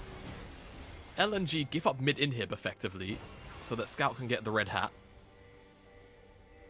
Which I guess is okay. He's not even basing for... No, there you go, he's got it. So he's basing... teleported. He had me worried for a second when he started the TP and didn't have it in his inventory. How to scare a color caster 101. Yeah. But now that's a massive boost up in damage, right? And you take a look across the face of Top Esports. There is a fair bit of magic that resist that's starting to be built up now, but Cream and Jackie Love, none in sight, right? So if they get clipped by a combo, they're going to get one shot from Scout alone. Keep your eyes on Scout now. He is a major, major threat. Gala also going to have his last item upgraded, at least now, at least the last completed item that he had in the Youmuu's. We're going to get a pause. A bit unfortunate. I don't know if somebody maybe spilled a drink or something, but it's going to be interesting nonetheless to see or hear what's going on exactly. But what a tense game. Game number 1 that Top Esports completely won out after about 15 minutes in. But LNG are giving them a fight here with a much more skirmish-heavy composition, it feels like. And we've seen their length of engage, again, be kind of a theme tonight. Yeah, definitely has been. And I am looking forward to seeing how the meta develops, off the back of this kind of discussion around Fearless Draft, but also the kind of gradual Yeah, that's the word, right? You're doing great. You're doing great. All right, thank you. When you say a word, I you're got like, you, boo-boo. All right, thank you, Mazel. Anyway, the gradual change in sort of the meta and the shift overall in some of these more, AP and carry orientated picks coming through. It's very, very fun to watch as teams, adapt or choose not to play that style, right? Pick their own kind of thing into it, get a little bit of that different prep going. Either way, I think today has definitely been a very good example of how fun the meta can be with some of those picks inside the games. And even I was over on Twitter between games earlier, and I was seeing Kanavi was talking about Fearless and stuff. He's like, I played a lot of Xin Zhao last year, or last split. There's a lot of Xin Zhao. I don't have to play Xin Zhao anymore. Even though, we are seeing Xin Zhao still. It doesn't matter because we are seeing much more aggressive picks in the jungle. And I think it's returning back to the LPL jungle that I fell in love with when I first started following the LPL, right? You used to know the LPL as some of the most aggressive, in-your-face, bloody junglers, it feels like, in the history of League of Legends. And it felt like, yes, facilitation became much more of the game from jungle in the last few years and things like that, but man, this meta has reawakened some of our fierce junglers here. Yeah, it's one thing because, there's a lot of hype around, especially 1410, like Fated Ashes champions, Brand, Lilia, Karthus, the 3 frontrunners in that debate. And I think that, when champions are in that strong a state, they can't be ignored. So I'm glad to see that it's taken this level of brokenness to get competitive teams to be like, yeah, maybe we should run a carry jungler every now and again. Like, maybe it's okay. Maybe we don't need to make them Vicedrani Maokai slaves. Because it does bring a different flavor of game, right? All of a sudden, there's a lot more skirmishing. All of a sudden, you've got different forms of engage that aren't coming from the jungle, right? So it does bring in other surrounding champions around those AP champs. That does also make the game just that little bit more entertaining, a little bit more fresh to watch too. That's what was so exciting about coming into this matchup in particular. I think LNG and Top Esports have very interesting ways of approaching the meta themselves. A lot of mobility in the meta in between jungle and mid synergies that they have. As we get back in the game, we're back. And hopefully we won't have another pause. We have about 30 seconds for another dragon, though. Would be soul point for either side, Jamada. Yep, it would be. Top Esports. Those two Chem Dragons. So third would start to stack up that heal and shield power real nice. And there is a fair bit of that, you know, very silently in some of these kits on the side of Top Esports. One of those kind of effects that is very noticeable when it's stacked up by that much. I think 369 having level 16 here is actually pretty massive.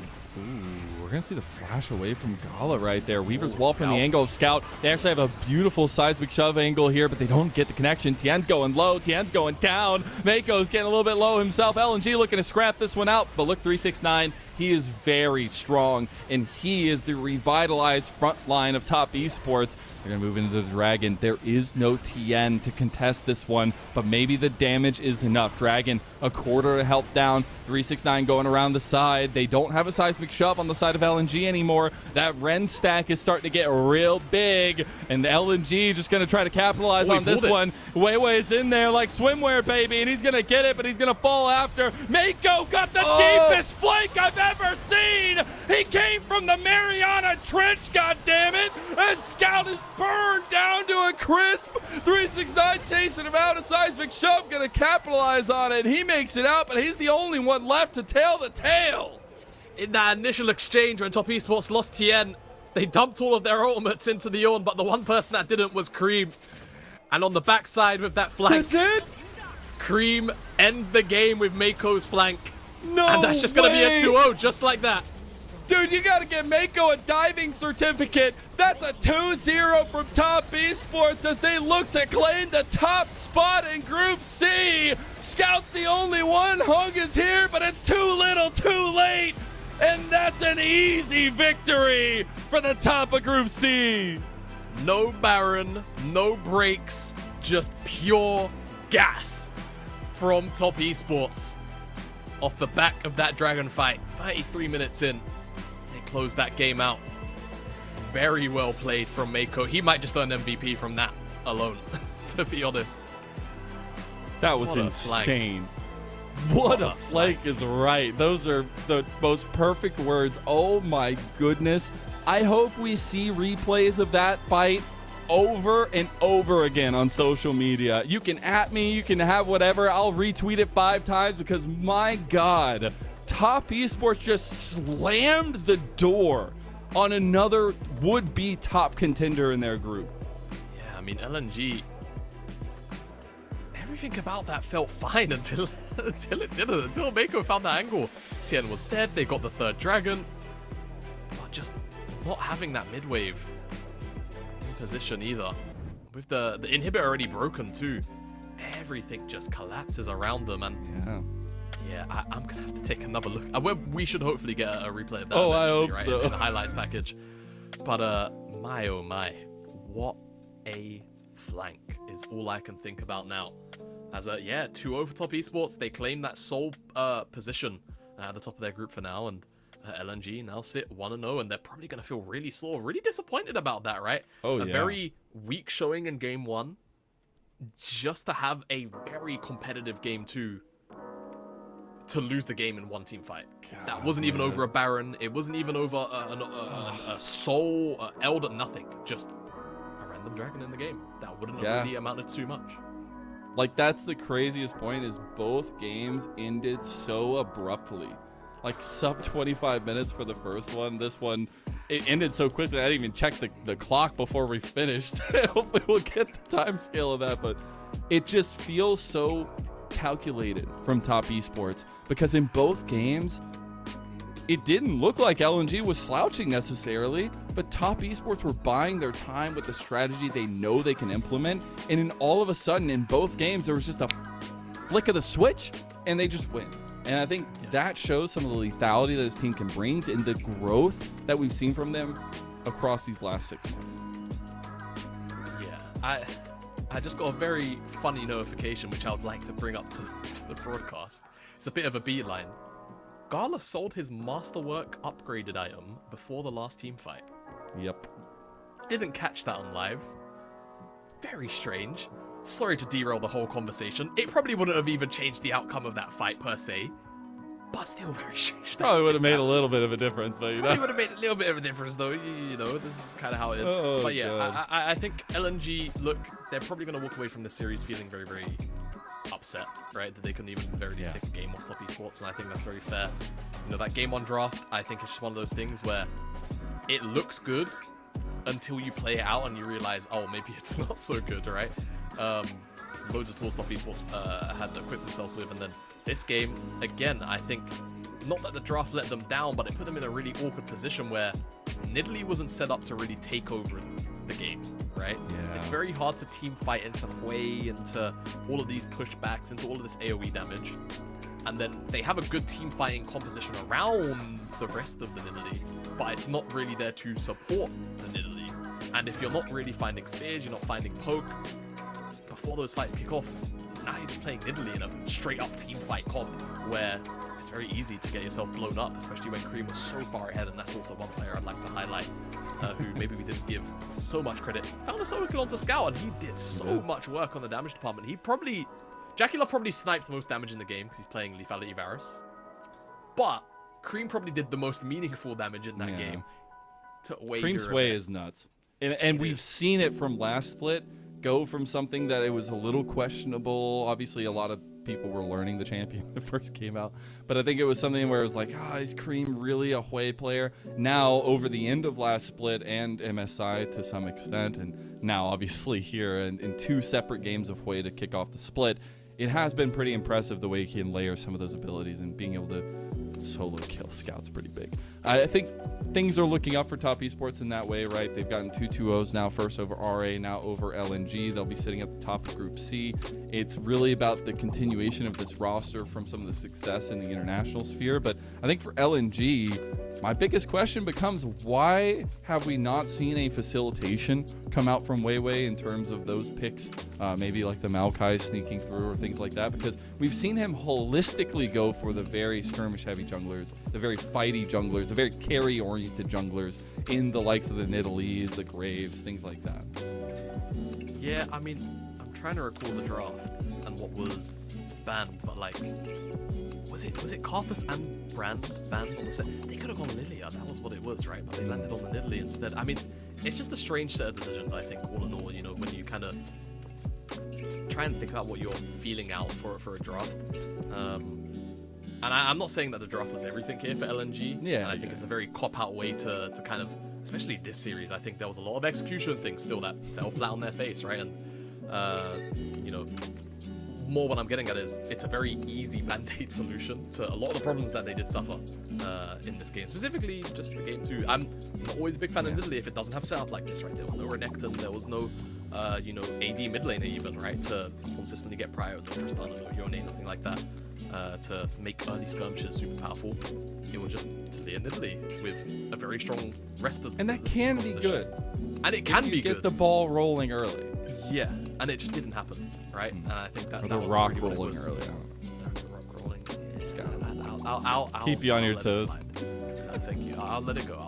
That's a good one. So yeah, I think just, you know, trying to adhere to some of those, you know, core win conditions a little bit more will really go a long way for LNG, because I feel like Top Esports, you know, theoretically in the draft side, they had them stumped.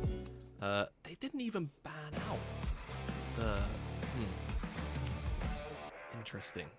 That's what I'm kinda saying. makes it work. LNG have like consistently just gone for these like Weiwei is gonna carry junglers, and it's worked against OMG. It didn't work tonight. Do you know what he could have carried on though in this game number 2, even with Fearless Drop? Because it was him that played the Brandon game 1. they could have just slammed it, and then all of a sudden, you know, you've got this core of champions that wants to stick together, right? You've got 2 reliable forms of engage. Now they've got to deal with a Brandolmer bouncing in the back line, right? Like it just feels like a no-brainer to me, but hey, it's what it is. LNG, they did to a point get the ball kind of rolling, but again, Yeah, did you see that gold graph? That thing was all over the place, man. It didn't know what was up or what was down. It didn't know where it was going, but yeah, again, Cream, silent MVP for me. I think Mako might snipe it from him for the. I think Mako deserves it for that flank. Yeah, I think he's gonna snipe it because of that flank, but he really did put in so much work. So looking at Scout is, for something that you'd want to put in your resume. So really well played on his part on the individual level in that laning phase and throughout the rest of the game. Mako though. Yeah, just some big positioning mistakes. Yeah. Good plays, though, from top esports. I think the decision-making has always been key, and that's what is separating, I feel like, the top teams in these groups, especially like when you see the last series. Obviously, JDG were just on another level decision-making-wise, it felt like, and in this way, at least in this microcosm, top esports were in that way over LNG. The beautiful thing about this format, though, is that we get this matchup again, and LNG are definitely going to come away with a lot of learnings from this one, if earned by bruises, rather. Yeah, and of course they're gonna have, you know, 2 bouts against RA. I think actually back to back, looking at the schedule. So they're gonna play them in about 5 days' time, and then they're gonna play them 2 days after. It's gonna be quite funny. So we'll see how that one prepares them, readies them for top esports after the fact. Because yeah, LNG now at that 0-2 mark, they've got a lot of catching up to do. They want to try and claim away that first spot. Realistically, they're going to have to go 4-0 for the rest of the group if they want to do it. It's going to be a tough climb, that's for sure. That's what makes these groups so difficult. You got to learn real fast. You got to learn against some of the top talent that we have in the LPL as they are spread out among all the groups. Hopefully we'll get this flank. Yeah, let's go. This is a late game fight here. And they knew where he was because you can see Scout's trying to, you know, Scout's trying to play zoning for him. But again, too much going on. Flash, knock up. God, Scout knew the whole time. He's like, I'm sorry, guys. There's nothing I can do. I just have to watch my team get engaged on by a beefcake. I'm still, though, despite that, very glad that Cream got MVP because he deserved it. He did deserve it. Mako, you know, fantastic flank on the end. But it's this man on your screen that really pulled so much heavy lifting. Laning phase, team fights, real powerhouse in this series to take down LNG. And if you only know Cream from the international stage, you might be wondering, oh, how is this guy actually good? I would say that that international performance was definitely a drop in the bucket. Cream has been dominating over this last year or so, but especially since he came over to top esports. It's been an evolution of a guy who stood at the top of an average team for so long, and now we're seeing success from all those previous OMG members, most of them to some extent. But it was a quick night for us here. Oh my god, Jamada, I don't know if you just cursed me with the quickest night of LPL. Dude, but this entire year, anytime I guessed it on the LPL throughout the regular season in spring, it's just every series is a 0-2. I don't like it, bro. I don't like it. Give me 3 games, man. I want games, man. I want games. But hey, look, today's results, because of it, JDG 2-0. Okay, in all fairness, I don't think that's a curse. I think that's pretty expected. But like, LNG top esports, this definitely could have been a 3-game series, right? I think realistically, if they didn't trade Deathcap for Inhibitor, we could still be casting that game right now. Almost like the name of a band. Who knows? Who knows? We could still be casting it right now. Yeah, I both teams, obviously JDG and Top Esports at the top of their respective groups. But tomorrow is going to be some fun as we have some Group D matchups in IP versus AL. Then we have Ultra Prime versus Weibo. A lot to be gained, it feels like, in momentum in this group as well. Should be a lot of fun tomorrow. Rookie, my beloved. I hope he wins. Yeah, it's going to be an exciting set of matches tomorrow. So we hope to see you there.